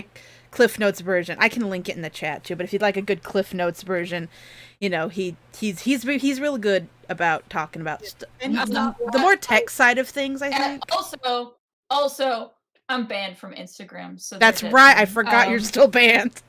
You're banned? Yeah. Yes, yes, we talked Yes. about this, Pike. They banned me. They said that I posted stuff that's against terms of service. There is no way to repeal it. There is no contact. There is literally no way to get myself unbanned. While Googling to find a place to put a support ticket, I found a Reddit thread that is 3,000 people who had the same problem. I Did was they tell you? literally. Oh, What no, did they didn't tell me why. They didn't tell me why. They just say you broke terms of service. That's it. Like, and all I'd been posting was like concept art of characters for You Are the Chosen One and like scenery concept art for You Are the Chosen One. So there is literally no reason that I can think of that would make them mark it as uh breaking terms of service. It is literally there. Yes, yes, Spike. This is why they're awful. So I'm banned, and I can't get unbanned unless I get a new phone number. I'm sorry. I'm just like, don't get me wrong. Instagram, and again, I am currently setting up that whole one-click ordering thing with Instagram. I probably won't have it up till next week, and you'll see when I do have it up because I'll have test posts mighty. But I, c- I can't even imagine. Like, what if that was a major income stream for you? What Yeah, if you had no, to get? it's And, yeah. uh, This is why gather around, children. This is why you should have your own website, because you cannot count on these social media platforms to be trusted with your content. You have to always build up a thing that you can completely control. I'm not saying don't use Instagram things to make money or any other social media thing to make money, but like also make sure you have a thing that's you. Oh, So absolutely. yeah, Yeah. but It's wild basically that the Kel running got thing. it's wild that Kel got banned because I remember when people talk like, "Oh, make sure you don't have like nudity on your Instagram." Like Amanda, like you don't post porn there. I'm like, "No, of course not." Well, I'm like secretly deleting everything. Like, no, I've See, never And posted I porn there. so follow No. people who post so erotica. the thing is like people are like some like the computer probably thought one of your drawings was a titty, and like I mean, uh Twitter will. I want to say 50% of the time censors photos of my hairless rat. I've seen that. I saw one where I clicked and I'm like, what did Amanda post? What saucy, spicy picture? And it's just you holding your little nude rat. Yeah, it'll just occasionally mark pierogi as sensitive media. He looks Wow. like so So you get the blurred out picture. Yeah, and it says this is sensitive media, and you have to so click yeah through to see it, and it's so just a little rat eating a potato chip. So a that's an rat. so yeah AI. Yes, he Wow. apparently looks like genitalia. I love it. yeah I love so it. so basically yeah I've been banned from Instagram since January, Spike. Oh, I cannot believe that. That's awful. I only had 200 followers on there anyway, so Oh. I don't super care. But it was literally like my New Year's resolution is I'm gonna post more on Instagram and try to build that up. And then 2 weeks in, you're banned. Why? We won't No. tell you. You're just banned. Oh my god. That's the worst. I'm so Like, do sorry. you have a preference, and Kel and Amanda, where you guys market yourselves, or is it I just all of it? Basically, the marketing that I have, I split into 3 different categories. Aren't you going to be sorry you asked? The 3 categories are kind of like the ongoing grassroots Iron Circus, marketing, the crowdfund marketing, which is very much its own beast, and then there's the, marketing that is done for I call it, like, sort of the retail distro side, and those are, Mhm. like, 3 different categories. Iron Circus stuff, I try to do a little every day. I try to be aware of what holidays are coming up.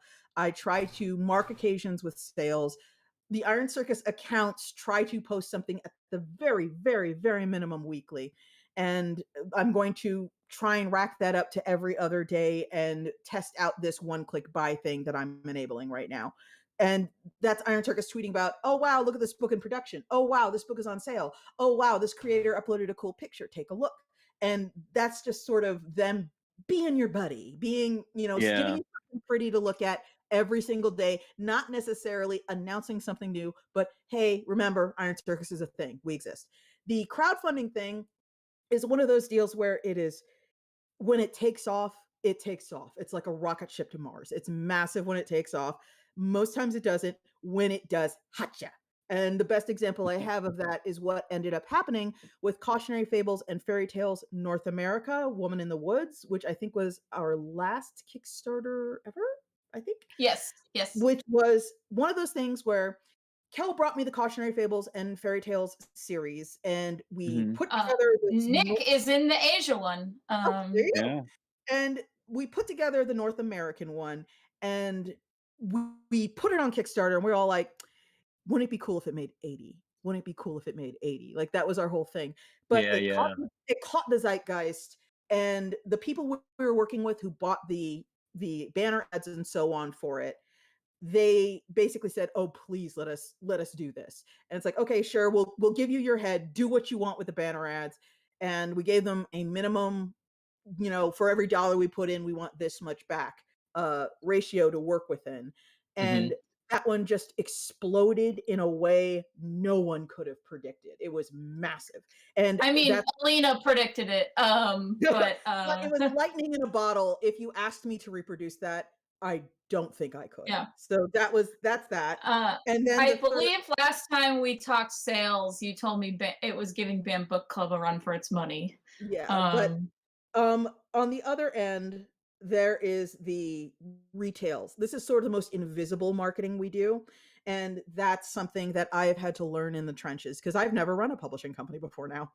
And that's something like putting copies in things that are called red boxes and white boxes, which are special preview boxes that are shipped to the top 100 independent bookstores in America. They get Mm. special preview boxes that say, "We love you. You're special. Please carry our book."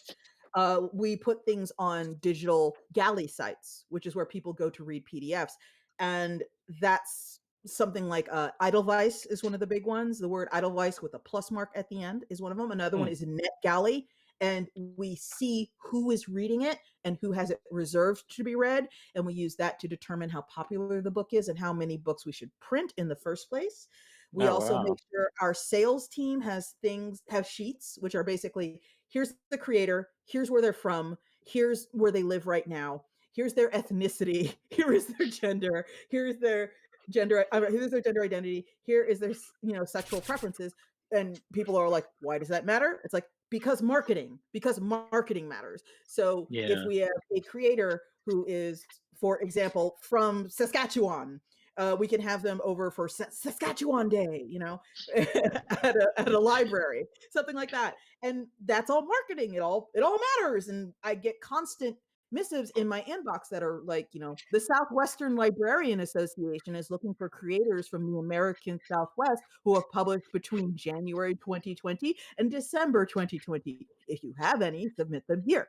And that's why when we sign creators, we give them very weird questionnaires, and the questionnaires are very intrusive. And that is why we need all that info so we know if we can give them certain opportunities. And that is its whole own beast. We have someone at Iron Circus who handles nothing but that. And so we have this multi-pronged sort of marketing system that's kind of horrifying. It has completely gotten away from me, but it appears to work. Yeah. Uh, so I occasionally post to Twitter, even though I hate it. I have been brainstorming with my buddy Kevin about ways to do promotion that is not social media because posting on social media exhausts me. Mhm. A past episode I Uh-oh, Kel, you went Oh, silent. Kel is Kel, gone. Kel! Kel. Kel! We have to move on without them. We have to.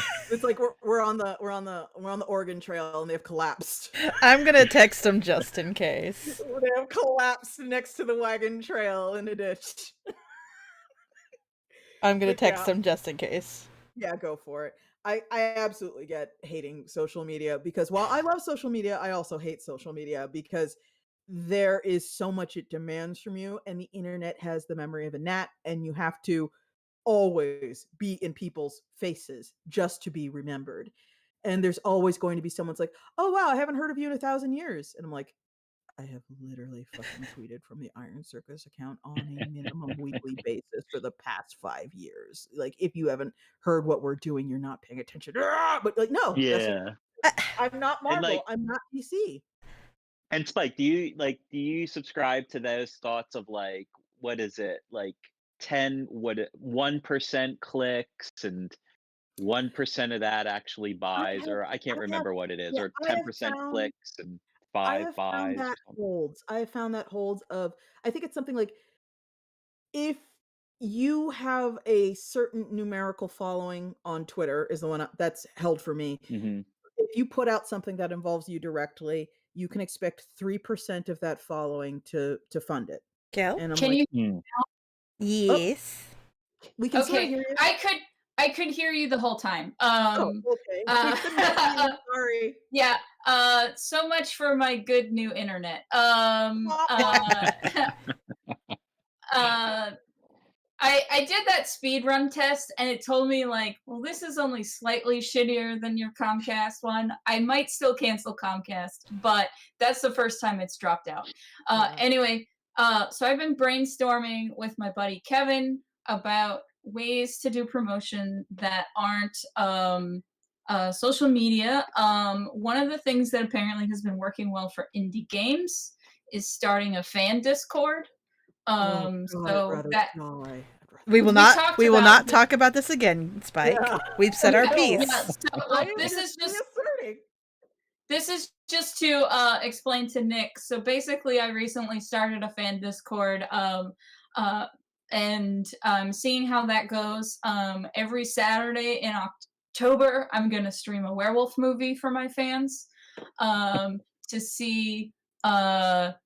First of all, it's gonna be a good test for my internet, but also it's to like create sort of that kind of engagement Hmm. um, and get them to like uh be pay more attention to what I'm doing because they're going to be in a community that I have fostered. Yeah.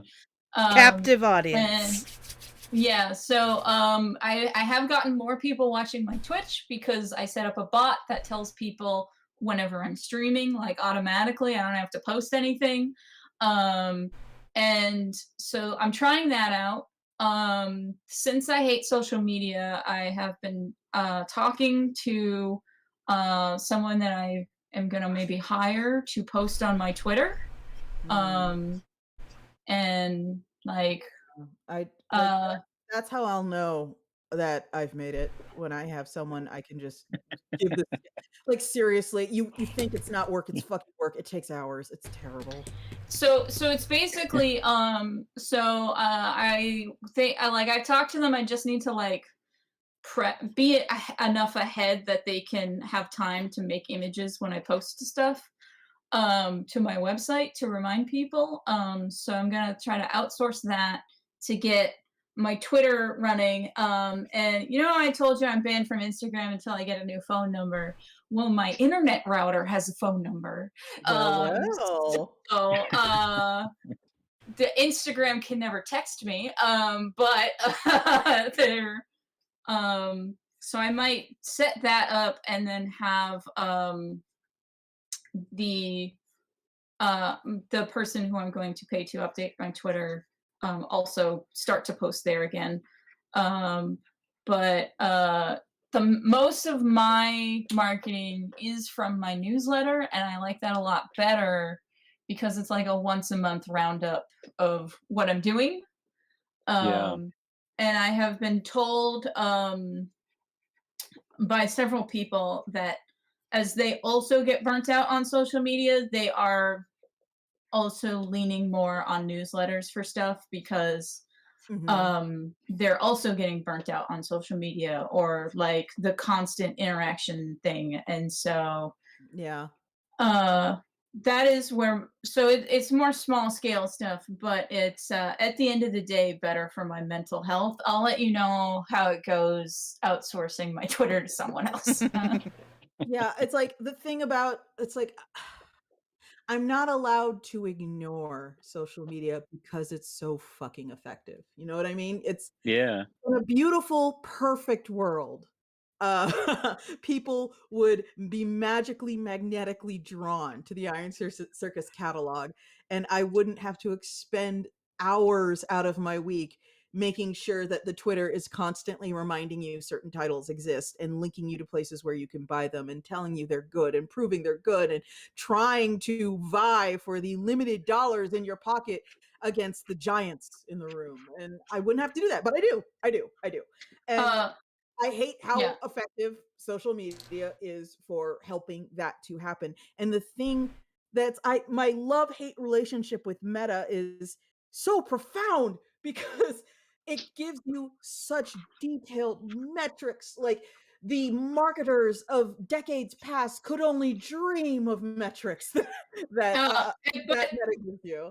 And I know but Yeah. exactly so what works and exactly what doesn't and where I should focus my energy. It literally tells you, hey, it looks like you're about to make a post. We suggest you make this post at 1 p.m. because that's when the most people on your page are looking at it. It's like, God damn you for knowing that. so Spike, this is again about like the temperament of the person doing the promotion. You are better at holding court, which is why you are better at Twitter, because like I've said in Ow. past geek shows, when you find out something cool, your instinct is to tell everyone, whereas my instinct is to message the like 3 people I know will care about it. And Um, we have discussed before the show. I will not discuss today's something cool, but that is true. but yeah, No, I but mean, so like, I got an example of something you put me onto. Oh? Um, Warhammer. I still don't Ah! fully, like, know it, but, like, I through you, I watched those videos and I'm Ricky! like, "This is the baddest shit I've ever seen," like, and just Yeah! you described it once, I forget. You were like, "There's no good and bad. Yeah, You everyone just sucks. either." Yeah, and I was just like, "I gotta find out what the hell she's talking about." Then, like, I Yeah. deep dived on it. Yeah, it's awesome. Yes! I'm Yeah. so glad to hear uh, that. I'm actually pumping my fist in my air because Warhammer is so fucking goofy. And it's just like people don't understand when I say that because all their experience of it is just like art that they see maybe on DeviantArt or on Twitter, or they know a guy who war games and he has these little tiny statues of very angry men. And Yeah. it's like, yeah, okay, cool. But the thing is, it's really fucking goofy. It is so relentlessly fucking goth. It's so ridiculous. You can't uh, help but love it. I Yeah, it's hard. It's I mean, it's hard. It's heavy. Yeah. I love it. Yeah. uh, but yeah, so like because of that difference in our personality, talking to Kevin about like different ways to promote, and Kevin was like, Kel, if I was someone who was hired to market you, I would not try to force you to use social media. I would try to get you on as many podcasts as possible because that Ah. is always the thing that I want to do to promote. I like a conversation, which is also why the Discord is maybe more my speed than a Twitter because it's a more immediate back and forth Uh-huh. rather than me throwing things into the void.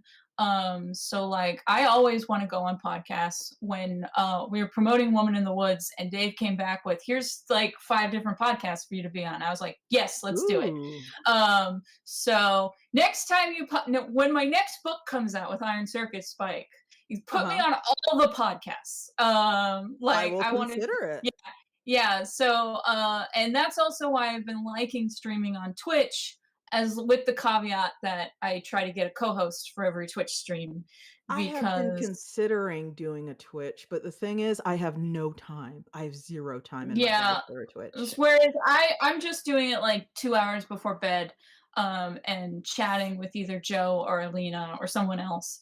And that's again like if as long as I have a co-host, I can stream as long as until I get tired because as I want someone to talk to and go back and forth with. I don't like to scream into the void on my own. So The thing I was thinking about, and I had this thought because, like, okay, like maybe 2 hours a day, I give myself whatever I want time. And mhm. usually what I'm working on is my dumb little web comic. But the thing is, I have been so fucking high stress this week. All I want to do is play video games instead. So I was playing a game that I have talked about a lot on Twitter. And Nick, if Grimworld? you're no. Nick, if you're No. interested in video games, there's this one called Kenshi, and Oh, Okay. you're it back is on the so Kenshi grind. I'm back on the fucking Kenshi grind because I discovered like a ridiculous, absurd, disgusting min-max thing, and I've been doing that like for hours on end. And the thought I had while I was playing it, going, I wonder if I stream this on Twitch. And immediately I just wrapped my own mental knuckles with a yardstick. It's like, no, no, stop monetizing for 5 fucking seconds of your life. Stop monetizing. And it's Yeah. like maybe I could turn it into a thing where just people watch me and I don't really interact. Like, no, stop. Stop monetizing for 5 seconds. Stop marketing. Stop promoting. Stop monetizing. Have 2 hours a day where you're not doing that. And I was like, yeah, okay. But yeah. It's Uh exhausting to know where to draw the line. but yes. So Amanda, where do you mostly promote your stuff? Um, this is gonna sound like, okay, here's my thing. I haven't had anything to promote for the last 5 years. Just because of the kind of work I've settled into doing recently. Now, prior to that, Mhm. like, y'all saw me, I was a promotion machine. Okay, no, 5 years is a little extreme. More like 3 years. Um, I kind of, I'm one of those people, I can probably promote on any platform you put me on. I'm kind of the anti-Kel in that regard, where like I have to delete tweets because I'm like, oh no, they're popping off, and I don't got the mental fortitude for this. I have to delete it. I delete tweets constantly just because they get. This sounds like a dumb thing to complain about, but I'm like, this tweet got way more interaction than I have the mental capacity for. It's dead to me now. It's been nuked off the face of the earth. No one can respond to it. I will not have the Michael Bublé tweet haunting me on via BuzzFeed articles for the rest of my life again. For Yeah, reference, definitely fine. I made a tweet a long time ago about Santa Claus sucking Michael Bublé. No, I'm sorry, about how Michael Bublé won't suck Santa Claus's dick, and it will outlive me. It gets every It's amazing. Christmas, it gets quoted in a BuzzFeed article, and it's like, well, thanks.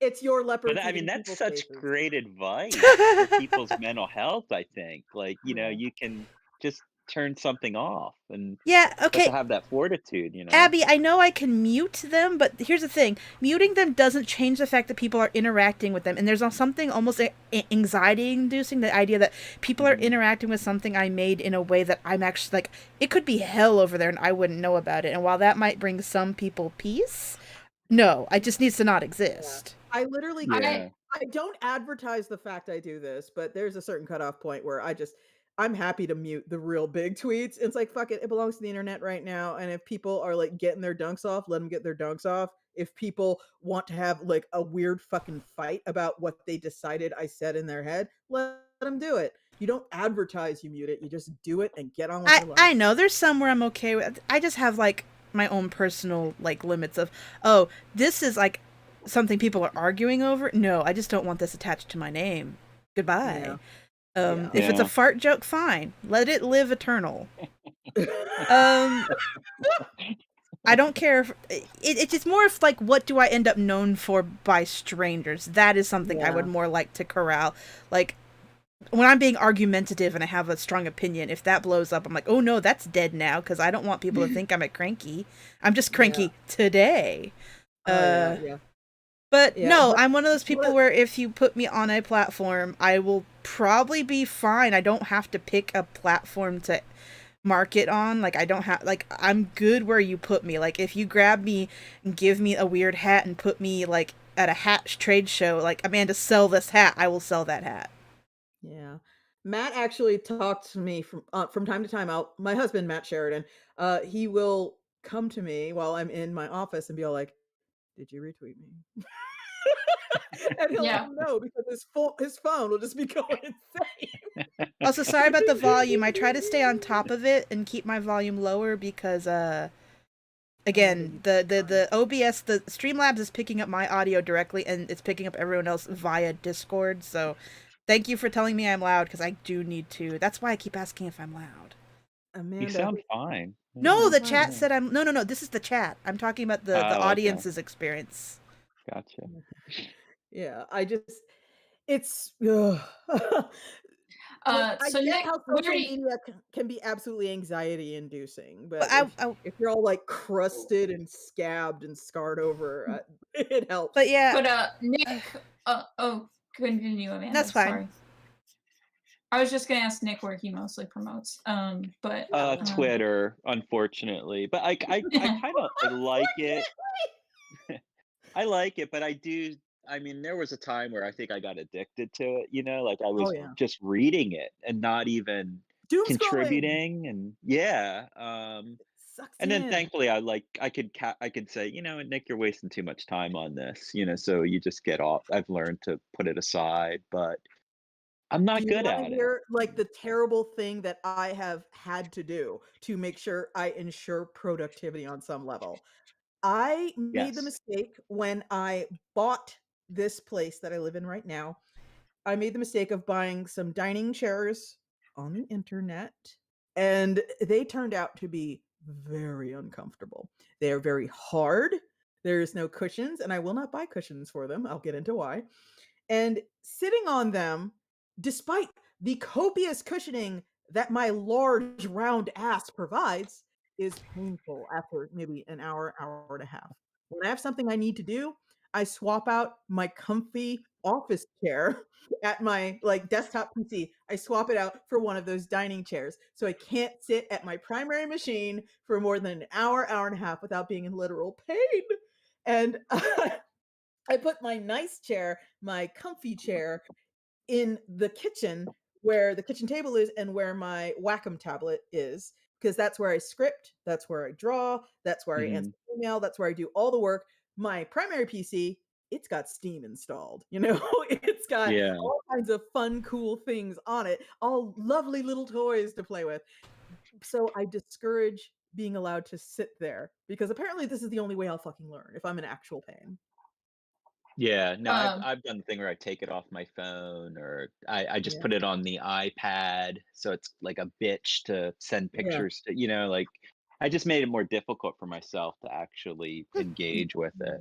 Cal, So didn't you used to have, like, a thing that was, like, called Net Nanny and would lock you out of various apps so for a certain time so period? there's Net Nanny, but then I switched to one that because the deal with Net Nanny is if you close the browser, then it stops working. Like if you quit out of the browser and then reopen it, Nanny does not Ah. keep it. But instead, so what I switched to is an app called Self Control.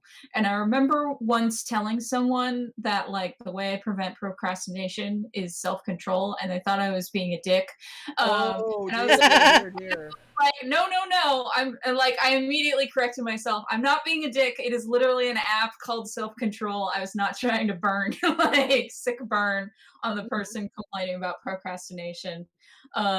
And the deal with the app Self Control is once you turn it on, literally there is no way to turn the timer off. Ooh. Like if you restart your computer, it like will still block out the internet. Like it is doing something. Mm. Um, Yeah, because I remember the weak point of those Net Nanny type apps is you could set like, okay, just to explain it to everyone, you would put it in your browser and you would tell it, okay, between the hours of, let's pretend, 8 a.m. and 8 p.m., I want the following sites blocked. CNN.com, mhm, BBC World Service, Twitter, Facebook, Instagram. There, bam. And the site would not let you access them except if you perfectly typed a predetermined phrase into a text box within a certain time period. So, for example, I could lock myself out of all my fun sites but if it was an absolute emergency, if there was like an earthquake and I needed to reassure people I was okay, I could put in, a Shakespearean sonnet that I had previously chosen and I could unlock the site. And mm.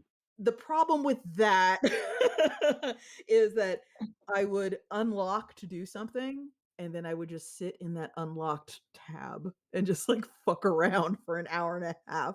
So I just trick myself and defeat the yeah, purpose. so self-control works by basically turning off your internet access, except for websites that you whitelist. Ah. So it's basically the whole internet is turned off, except for Google image search. Mm. Um, or the whole internet is turned off except for your email.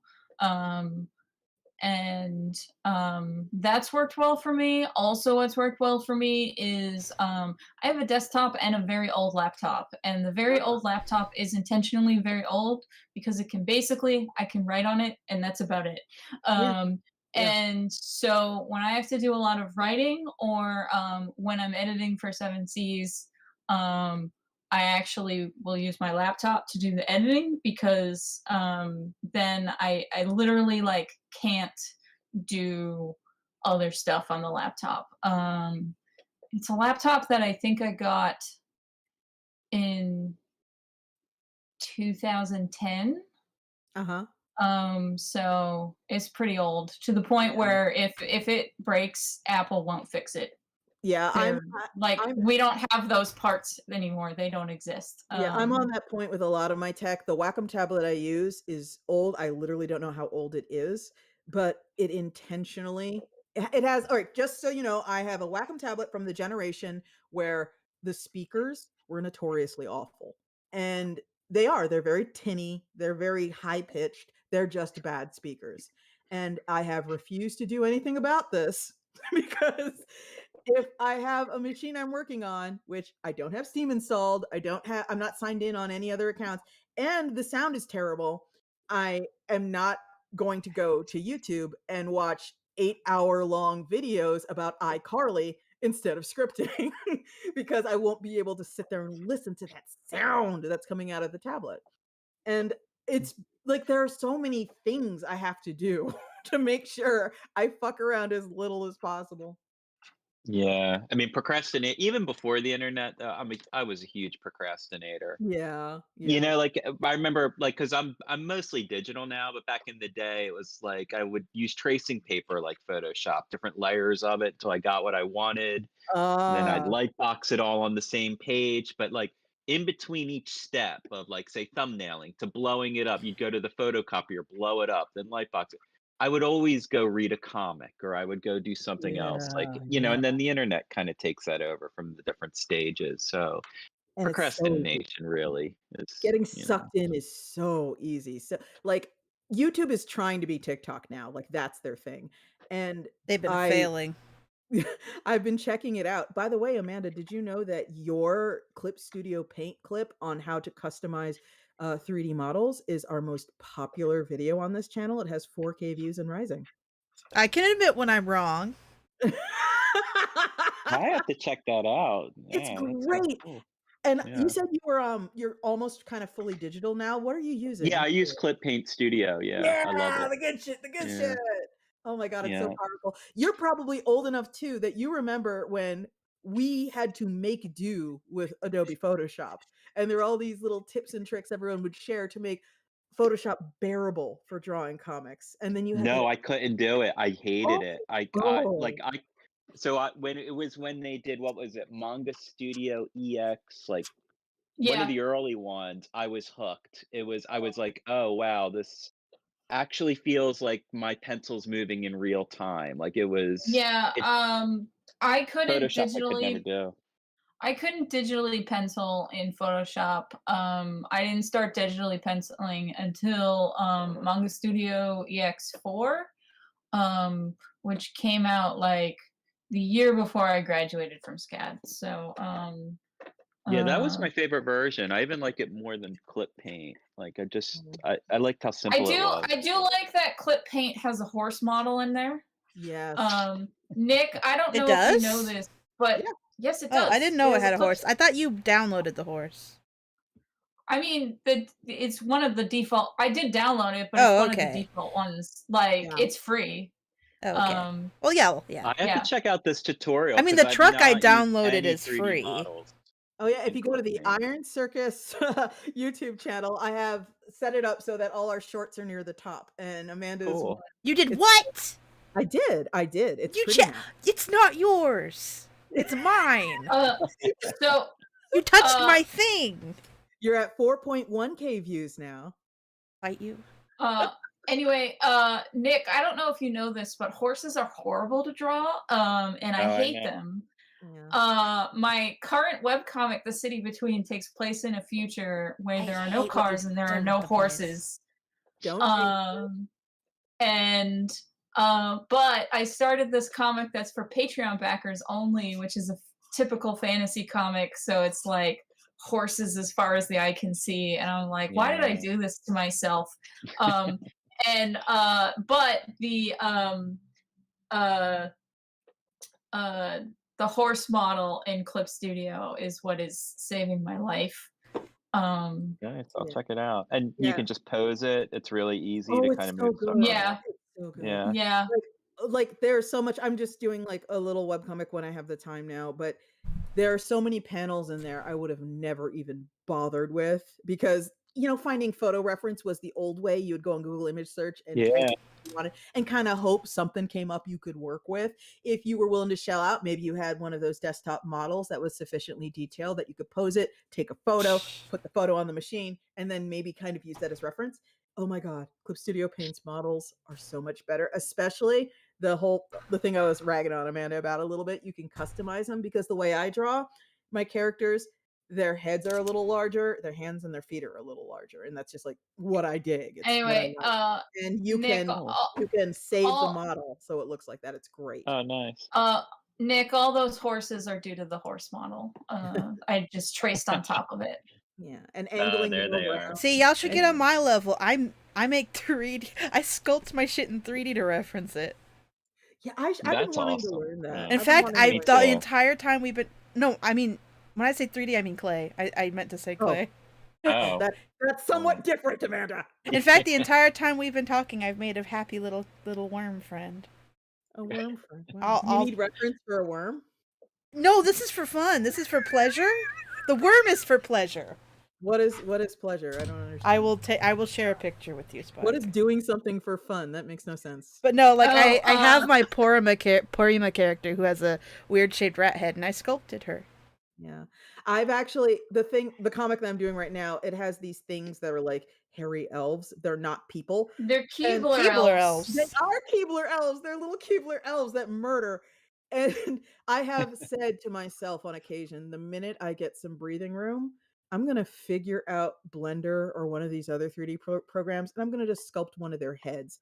Because there have been times where I'm just like, how the fuck? Like, their ears are weird, their faces are weird, their eyes are weird. Yeah.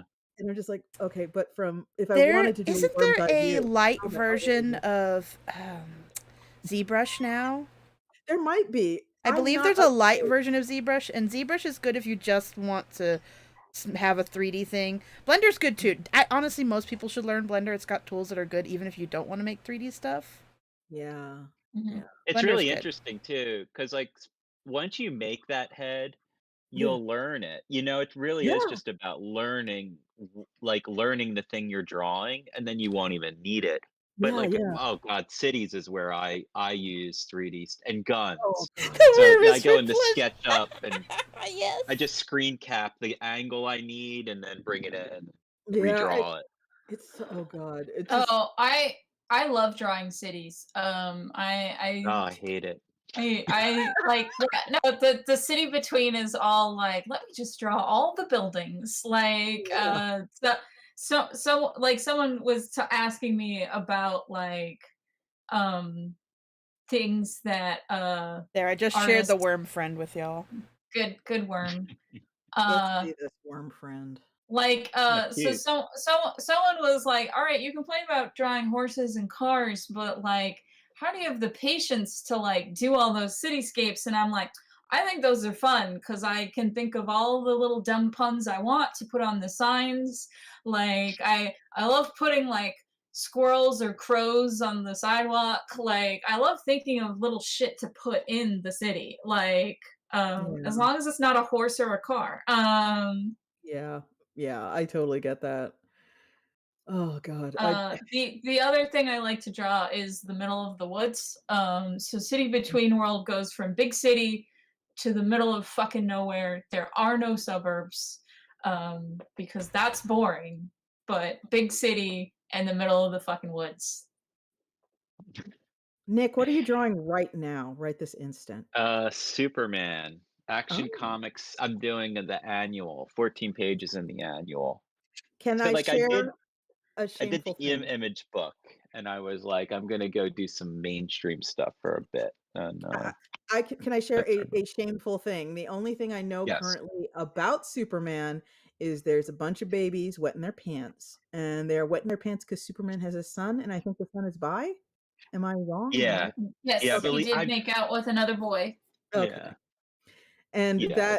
that is just delightful to me, but it also is reminiscent these days of a thing where okay, this is I'm gonna go kind of weird now, but there appears to be to me a sort of vibe that has permeated marketing Give Nick in the ball and then general. immediately take it away. No, it's there's a vibe to me where it's like marketing has been permeated by this support this if you are a good person kind of thing. You know what I mean? Mm. Is it am I totally off kilter here? What support the Superman title if you're a good Not just the person? Superman title, I'm thinking more in terms of Little Mermaid discussions we're seeing. It's I Yeah. feel some of the opposition to those are purposely amplified. I'm just Oh, very wow, yeah, I'm yeah. very suspicious of the kind of marketing that is being done specifically online, especially after the revelations about the Snyder Cut astroturfing and so forth, you know what I Mhm. mean? I Yeah, I mean, don't isn't that a shame? Like, you question almost everything now. Like, I Yeah. have 2 young children, and they love YouTube. You were saying YouTube's trying to be TikTok. It is, but my Yeah, kids love YouTube. Like, everything they want is on YouTube. yeah. Same. And they love Mr. Beast or Oh, DRAGOTTA. yay! The burger guy, the tree Yeah, guy. and he just like he's giving money away, and I'm just like, wow, they're growing up thinking this is reality or is Yeah, this guy real? And I'm just like, guys, a lot of what you see on YouTube is staged or marketed or oh, yeah. fake, and it's such a minefield. And yeah, I know where you're coming from. You just start, Yeah. There was ugh. actually a clip I saw, and I'm sorry I don't remember the name, of one of these family YouTubes where the family pet was sick or in danger or teetering on the precipice, and the mother in the family had forgotten to cut the part where she was in the car with her son, Coaching him how telling to her son cry. yeah, saying, "Okay, cry now. Okay, look at the camera. All right, look at the camera. All right, hold still for the thumbnail. Okay, cry." And the kid, like the little boy, is just going, "Mom, I really am crying. Like I'm really crying. Stop." Like, "No, no, no. Here, just put your head on my shoulder. Okay, hold. Okay, then pat the Man, camera and then cry." And it's just like, "Holy it shit." needs to happen. And I hope it happens, but Mm, um I hope that YouTube gets in trouble and with, child labor laws. mhm. Because I think that a lot of those family Mm, channels are towing the line of, I think your kids count as employees now, and I think they need to be Oh, protected as such. I hope that oh, YouTube, absolutely. but I also Absolutely. do know when that happens, YouTube will be Yeah, devastated change. for a while. It'll take Yeah, YouTube as a whole a long time to recover from the yeah. hit because They have those channels make them tons of money, but at the same yeah. time, I mean, I think that those kids need to be protected ASAP and family channels need to be cracked down on They quick. are the Gary Coleman of this particular generation of stage moms. They are going to suffer terribly because mommy and daddy spent all of their money on a mansion and 3 McLarens and diamond jewelry, and they're going to turn 18 and there's not gonna be a dime Well, left. even if their parents do save money for them and they kids never have to worry, like other people smarter and wiser than me have pointed out, imagine you are a child and a teenager and every moment of your life is online, even the most embarrassing ones. Like you Yeah, go to school and everyone at your school knows what that you got in trouble and scolded for. yeah. Like kids got to watch you get the talk. Yeah, and this is just considering the kids who are, like, the subject of competent and, Yeah. well-meaning parents. What about the parents who literally prank their children and film them crying hysterically and upload that? yeah, that's It's gross. yeah, oh Yeah. god, we are so in the weeds with this right now, We but there is no topic. yeah. It's so interesting though, because now I'm gonna go back and watch all these videos and just, yeah, see Yeah. all this even more. It's well, yeah. yeah, I watch a lot of video essays, and I didn't know who Mr. Beast was until like 3 different YouTubers I watch were like criticizing the way he markets himself. Um, because apparently like he now is selling classes on how to be a successful Oh, YouTuber or something. no. So yeah, No. so I've seen 3 different videos about scams that are teaching you how to be an influencer or whatever, Can I and, share something? No. yeah. I have been offered that sort of thing about, running a publishing company, and I straight up don't think it would be moral for me to do that. I No, Mm. that's mean, that's fair. what this is. Yeah. Uh, You're a better person than Ninja. No, no, honestly, it's like, okay, here's the thing.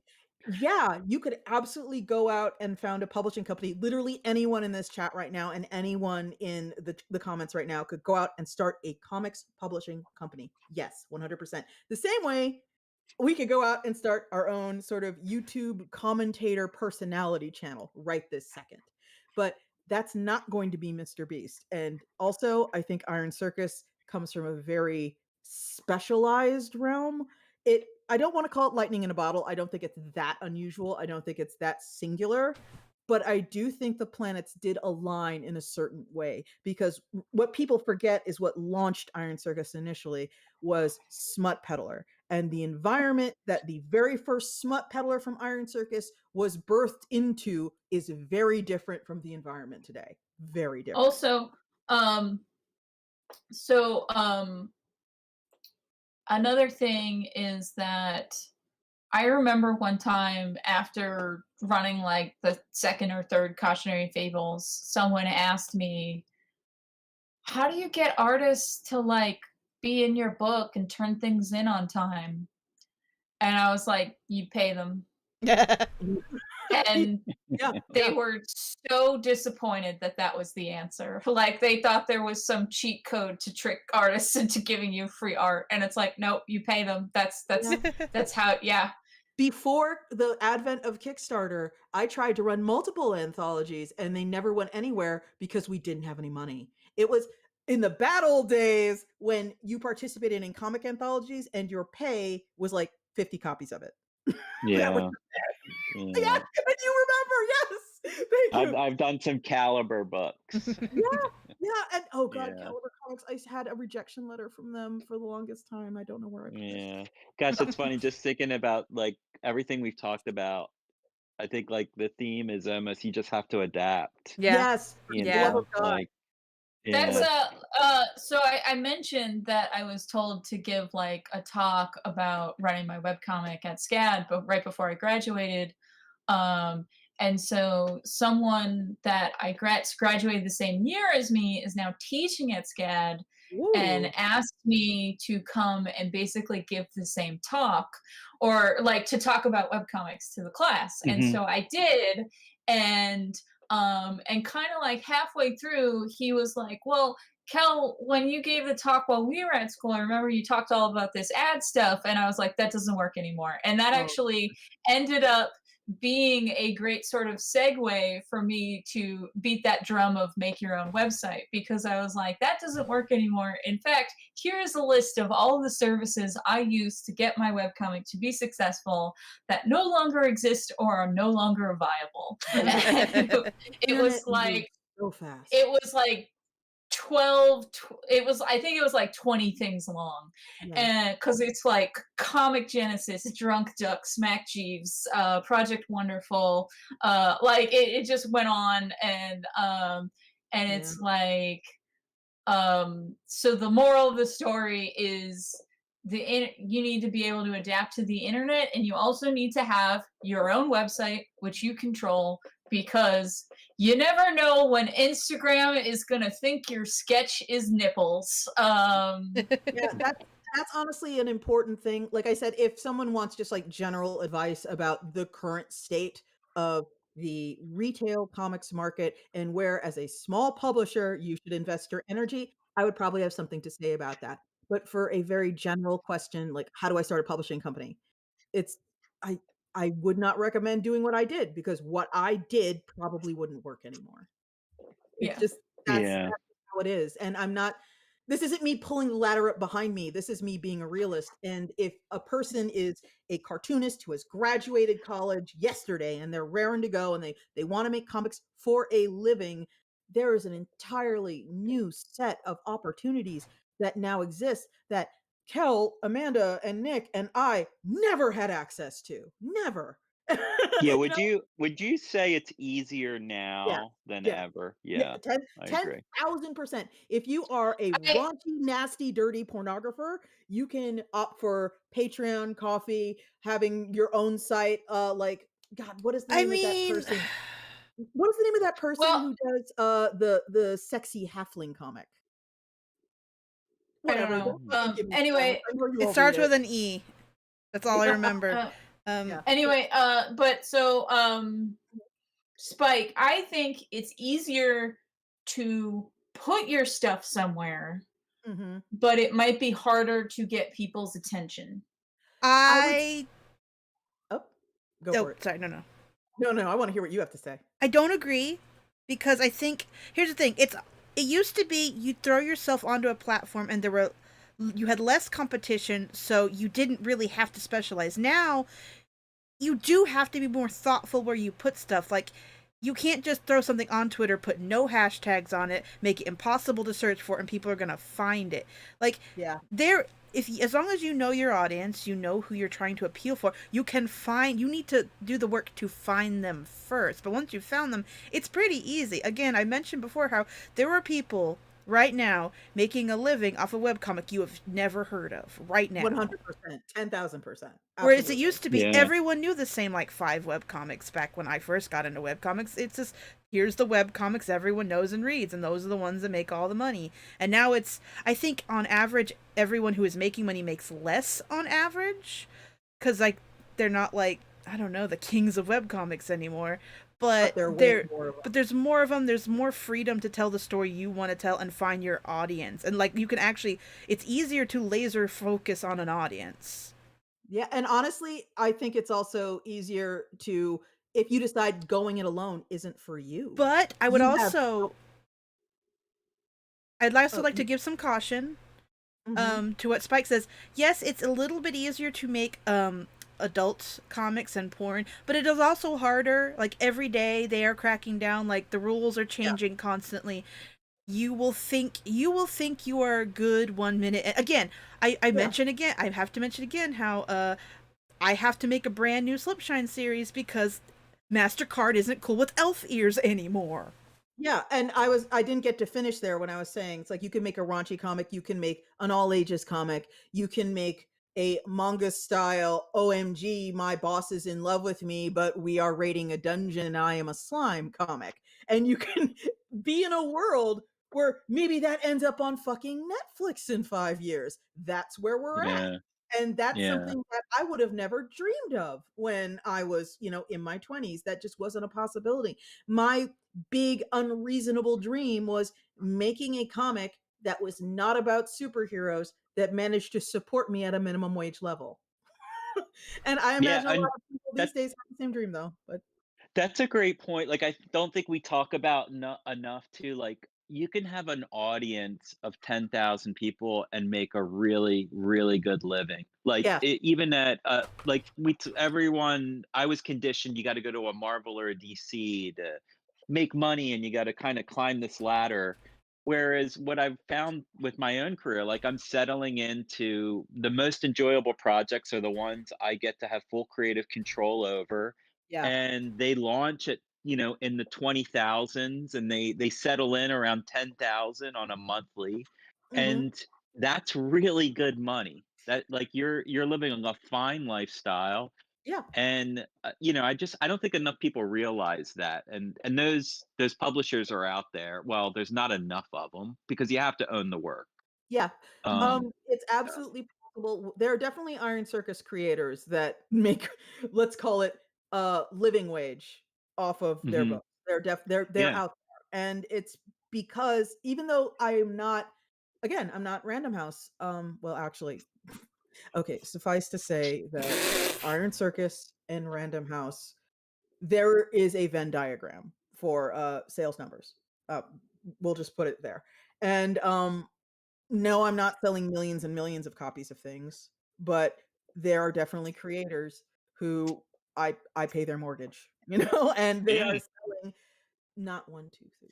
They're selling 5 figures yearly, they're not selling millions and millions of copies yearly. Yeah, no, what was the one publisher, they were, like, doing 2,000 copy print runs or something that came out recently. I don't know if you saw that article. Oh, no, Um, I'm curious to hear who this is I because it I'll feels have I like have to remember. It was a larger publisher, and they released this material, like, they were acting like they were selling hundreds of thousands of copies, and, like, print runs are as small as, like, 2, like, no one's buying these books. yeah, yeah. And It I'm might just be like, wow, we're doing print runs of like 8,000. When we yeah, were doing East to West, it was 10 to 15,000 on yeah, trades and stuff. So comics can do really well, and yeah. and again, it's all about ownership because It then is. all that money goes right back to your pocket. Um, Exactly, because when yeah. you are signing for these larger companies, the amount they give you from retail is significantly less than when you are Hmm. going it alone. Like, if you're going it alone, you print in China, you get your books, maybe they cost you, I don't know, $2.50, you sell them for 15. You know, it's Yeah. like I all mean, of that I've is I've is mentioned on the Geek Show before that I Mhm. lost money because I was published by Dark Horse. Yeah. Yeah, But and there are people who go through Iron Circus and they'll sell, God, I don't even know, 25,000 or something. And at the end of the day, they're like, "Sweet, you know, this is now my full-time job." And it's like, Yeah, "Cool, I'm glad to hear absolutely. that." Yeah. And it's something that I think a lot of people are, like you were saying, Nick, they think they gotta be signed by Biggie McLarge Huge, publisher and company, and sell 10 million copies, Well, and then maybe they can afford to live. it's a little more complicated than that because like it's not just that they think they have to. It's just some people do have higher living expenses. Oh, that there's also that, Like if absolutely. you There's are, real you estate, got kids and stuff, it's like you are going to yeah. have different expectations than like if you're especially like a single parent with kids, you're going to have different expectations than like me who can be like, yeah, I can get by on 14,000 a year. I'm good. I've never made Well, more than that. Yeah, but I'm no, I think my point though is the greater reward will always be in the ownership. Oh, mhm, yes. And if you do happen to get lucky, like you're right, Amanda, like not it's rare, but it's more than likely. Like I just think when I was younger, I was like, oh well, that's selling in the teens. That book is failing. You know, and then Yep. but then you're like, wow, these numbers actually, if you get to keep all these profits, it's a Oh, fine yeah. living. You're What was probably doing over six figures, you Shoot, know. I did the So calculations not long ago because this is when I was having a bit of a spiraling panic of, for various reasons, of yeah. like, wait, if I put a book together right now and self published it, how many would I have to sell a month to, pay rent and stuff? And it wasn't actually that many. Yeah, it's like it's mhm. also I it's important for me to bring this up like every time we talk publishing that for the vast majority of creators who don't get their Rob Liefeld superstar thing or they don't turn into Stephen King, even Stephen King early on, publishing is a cumulative business. At the end of the day, very few, vanishingly few people will leap straight into full-time creative production from one book, from a single book. Okay, I You did the are math to make the yeah. living that I found my calculations to Mhm. make 20,000 a year. I would need to sell for a $15 book. I just need to sell 122 a month. Yeah, and the plan is that you have to like, yeah, you put out one book, and then you put out another book, and then you put out a third book, and, maybe that's 3, 4, 5 years down the line, and maybe the residuals from that book coming in is like, you get it twice yearly, and it's 4 or $5,000, but when you have 5 books, and they're mhm. giving you between $3,000 and $8,000 every 6 months, that's a career, and That that's was how totally, yeah. You just that's how described most people East to do it. West. Yeah, Yeah, we did and 10 volumes. Yeah, that's and what that's you do. where you. Yeah, Most yeah. people aren't going to have a Twilight. That's just Oh, how it no, no, is. no, no. Mhm. And your plan shouldn't be, "I put out a book, but I only made $8,000 on it. I failed." Like, no, that's literally how it goes for most people. I don't know what else to tell you. Like I don't know how Um, reasonable it is. I have a book that's being pitched right now, and there's a part of me that's like, can there be a clause where if like they pick it up but they don't want to do more with it, I can continue it as a webcomic because it's like that's like free marketing. Can I be honest? usually there's like a time period in Yeah. between. Yeah.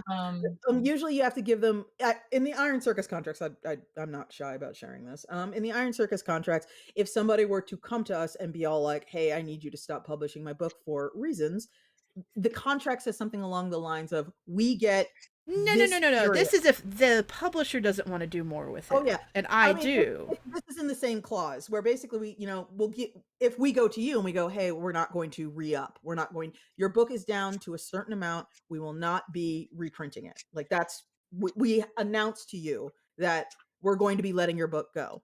And then we basically have a year to get rid of the back stock. And after that, you can do whatever you want. That's how Iron Circus handles it. My contracts are creator friendly though. I cannot tell you how anyone else Yeah. handles. But yeah, Yeah, we I'm need pretty that sure year. it's like that with an image too. Yeah. It's a very civilized contract, and again, every publisher is different. Yeah. This is just me For being everyone like reason. hopeful. Like my Yeah. thing is like I don't care if they go. Oh, sorry. Holy crap! I'm joking Wow. on air. Amanda, new to Anyway, living in a human body. huh? Amanda, new to living in a human body. Maybe. Um, Uh, well, Nick, what is like sort of the image process? Yeah, tell us. I found it so again when I okay, so I was at Marvel and I like talking numbers. Like I don't do this to be crass. I do it like to be. I don't think we talk enough about like the dollars and Yeah. cents of Oh, no, go comics. for it. Yeah. So when I was at Marvel and I was working with a writer named Jonathan Hickman, and he was like one of their top writers at the time, and I was like a nobody. Like I've always I'm like a B-lister. Like I kind of knew my place there. I wasn't one of those guys they were ever gonna put on a top book. But I just right Mhm. place, right time. I fell into doing some issues of his for fill-ins, and then became the regular artist on a was Fantastic Four that became FF.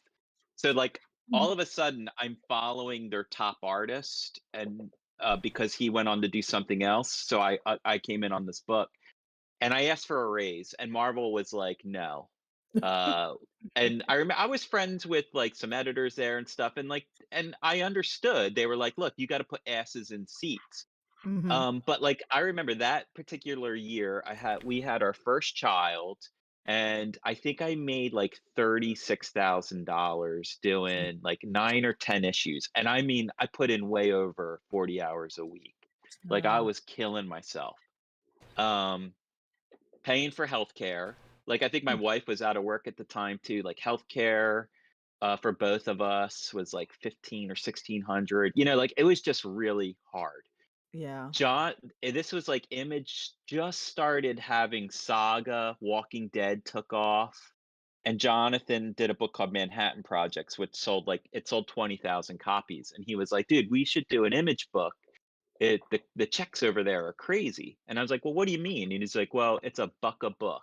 And these were for the monthlies. Oh, So no. each month, for every copy sold, you were basically getting $1 a book. Uh-huh. So, 20,000 copies, they were getting 20,000 a month. We were 50-50. So John was like, let's do this. So we went over to Image. The big and Spike, this is kind of the impetus with Creators for Creators too. So when I went to Image, it was life changing because our first book sold 78,000 copies, our first issue. So Wow. I received a check for $36,000. wow. Nice.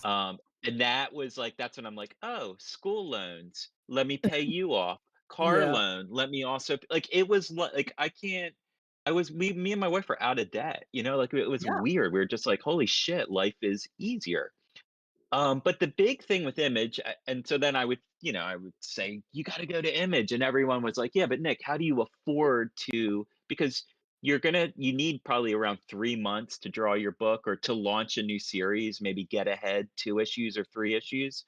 Mhm. How do you sustain yourself? Because then when your book comes out, you're not getting paid for another 2 months. So let's say you're 6 months out from your first Image check when you're working at Image. So that was like with Creators for Creators, that was kind of the thing. Like, can we give people enough money to get a runway? But then it was also, it can't just be beholden to Image. You can't just publish at Image. It should open up to everyone. But like that's a big conundrum in comics because you have to do them, but you're not going to Yeah. get paid till Yeah. books are probably even later, right, Spike? Six Yeah. months to a year, I would imagine. Oh, yeah. Yeah, Um, But in Iron books usually have an advance, so while Iron it might not Circus be books big. yeah, Iron Circus books can be anywhere from 8 to 12 months from when you turn in the final mhm. page to it actually hitting a store shelf. And that's because, like, people have, like, reared back at that in horror, but that's what retail marketing is. It takes us that long that I need that runway so that your book has the best possible chance. Yeah. Yeah, and then that's a great point because with Image, and that's what I learned on my last book there, is just give yourself more of a runway, Yeah. and get as prepared as you can. But my Image experience was fantastic because it was all with like there was a really kind of like they started doing those Image expos, and it was kind of like a rebirth of Image. Mhm. And I was kind Mhm. of like riding that wave. So it was a really good experience for me. It That's made cool. life-changing money. we went on to do 10 volumes, that then go into the book market and all that. Yeah. 3 hardcovers, This is it's like very relatable. yeah, it was just multiple revenue streams. So you have the monthlies, then you have the trades, and then you have the hardcovers, which collect, which are over like I guess 1,000 pages. Sorry, like 15 issues worth of work. Yeah. And it's just those multiple revenue streams that build up, and then then Eric Stevenson's like, "Hey, I see you got that educational comic. Would you want to publish that?" And it's like you Mhm. were saying, you just start getting these multiple things in the pipeline, and it's, now East to West has tailed off a bit. It's obviously not as popular as it was, but it still pays nicely. And then you got other things I've done, and then the new book. So it's been Yeah. good. Like it afforded Yeah. us to buy a house. Yeah. So that we do. I see a lot of talk on comics of how difficult it is, and it is. It is. But you can make a living at it, and and you can actually have a nice living. So Yeah, I am I when you said life-changing amount of money, I instantly pinged off of that because that was what it was like running the first Smut Peddler Kickstarter, where yeah. I didn't have any money, like any. Hmm. I had Yep. very little in my personal savings, and I had that was back before Iron Circus had any cachet where I couldn't promise people I'll pay you after it funds on Kickstarter like I can these days because like why would anyone believe that? I'd never done anything like that before. So everyone was paid out of pocket their base page rate. And then I said, whatever it makes on crowdfunding, you'll get the rest of your page rate after it funds. And people were like, cool, whatever. They didn't care that Smut Pillar wasn't a thing. And Yeah. then I launched it and goal was 20. I hoped for 40 and it ended up making 80. And I was just like, holy Mm. shit, I I'm think onto I'm something only here. just now tiptoeing into that uh Yeah.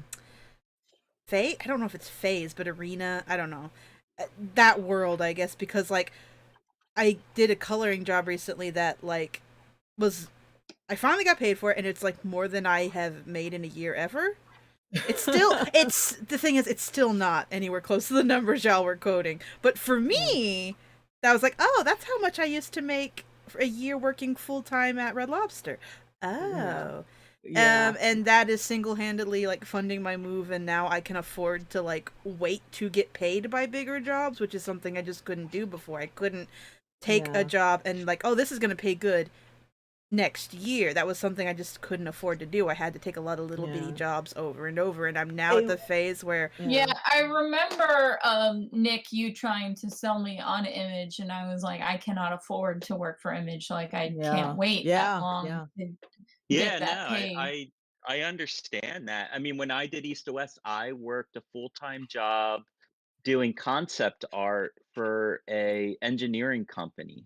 So it was like a bunch of different venture capitalists that had ideas. I was living in the Bay Area, so I'd go into San Francisco, sit in an office. Guys would say, "I want to do this idea," and I'd like storyboard out their inventions. Basically, they were more than Mhm. inventions. They were like really cool stuff, like pipe systems for propane cars and things like or different style exhausts or all kinds of different things. And but that job paid me. I remember it was like the salary was in the 70s, and it gave me health care. But it was so easy. Like comics trained me up so well that I could be like, "Oh, you're imagining this idea," and then I draw a little storyboard of robotic plant pickers or something in fields, and it was Mhm. paying, and I could do that I'd go in the city and do that for like a couple hours, and then I'd go home and draw east to west. Mm. So like I was double timing it, and that job also gave me healthcare, which was the big one.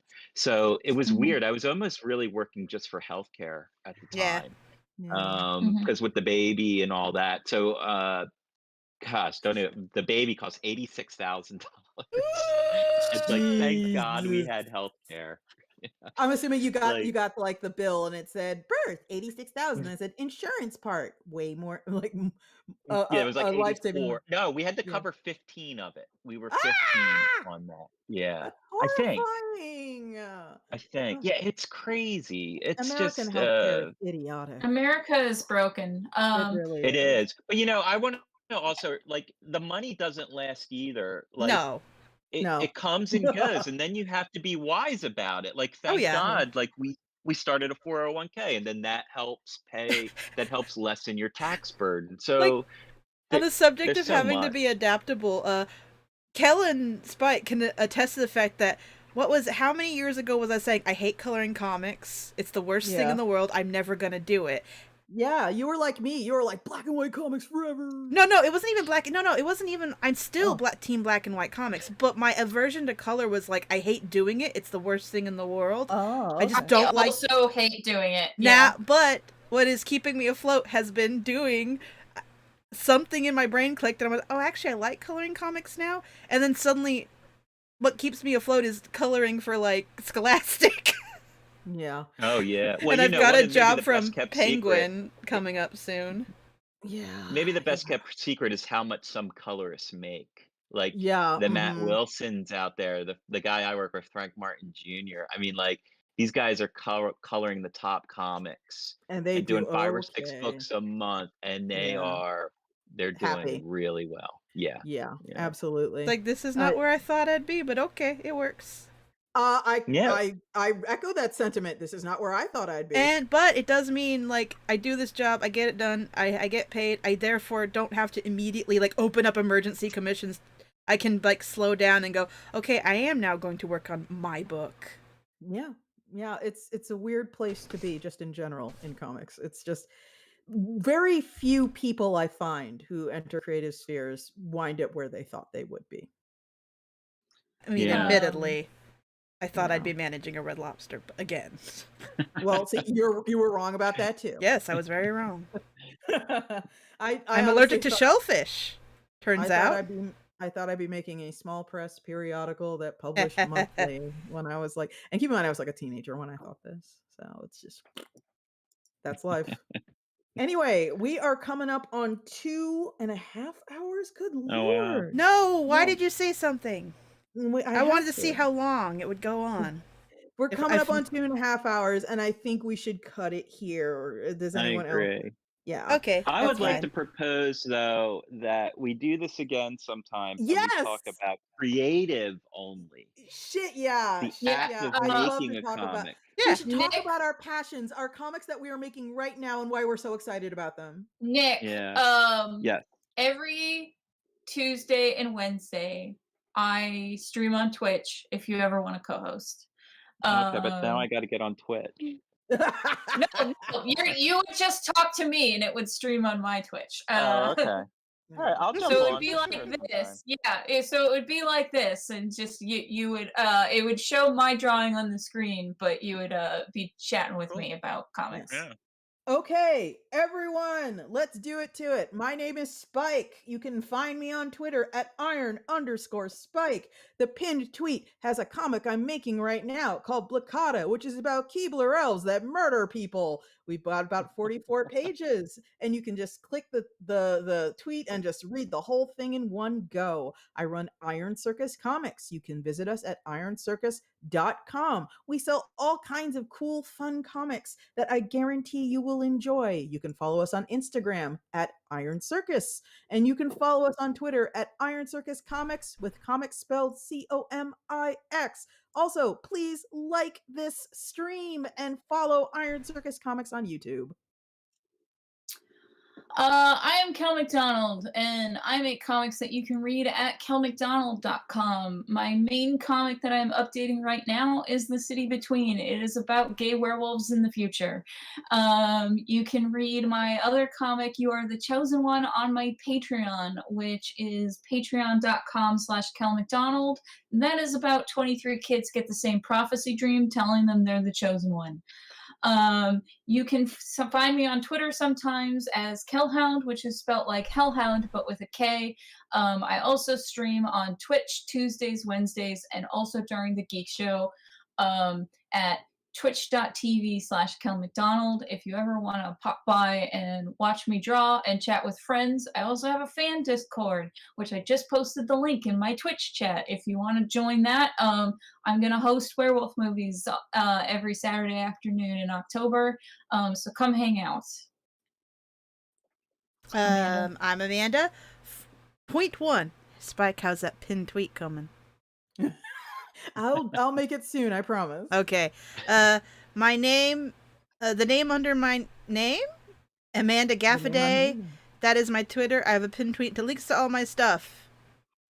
If you follow me, you'll probably regret it and probably see sensitive media. I promise you, it's a rat. It's a scrotum-looking rat. Yeah. Nick, where can people find your stuff? You can find me mostly on Twitter at Nick DRAGOTTA. Instagram is DRAGOTTA Art, and my new book is Ghost Cage through Image, and the trade just came out last month, so you can find that pretty much everywhere. Woo! Yeah. All right, everybody. Cool. Thank you so much for coming.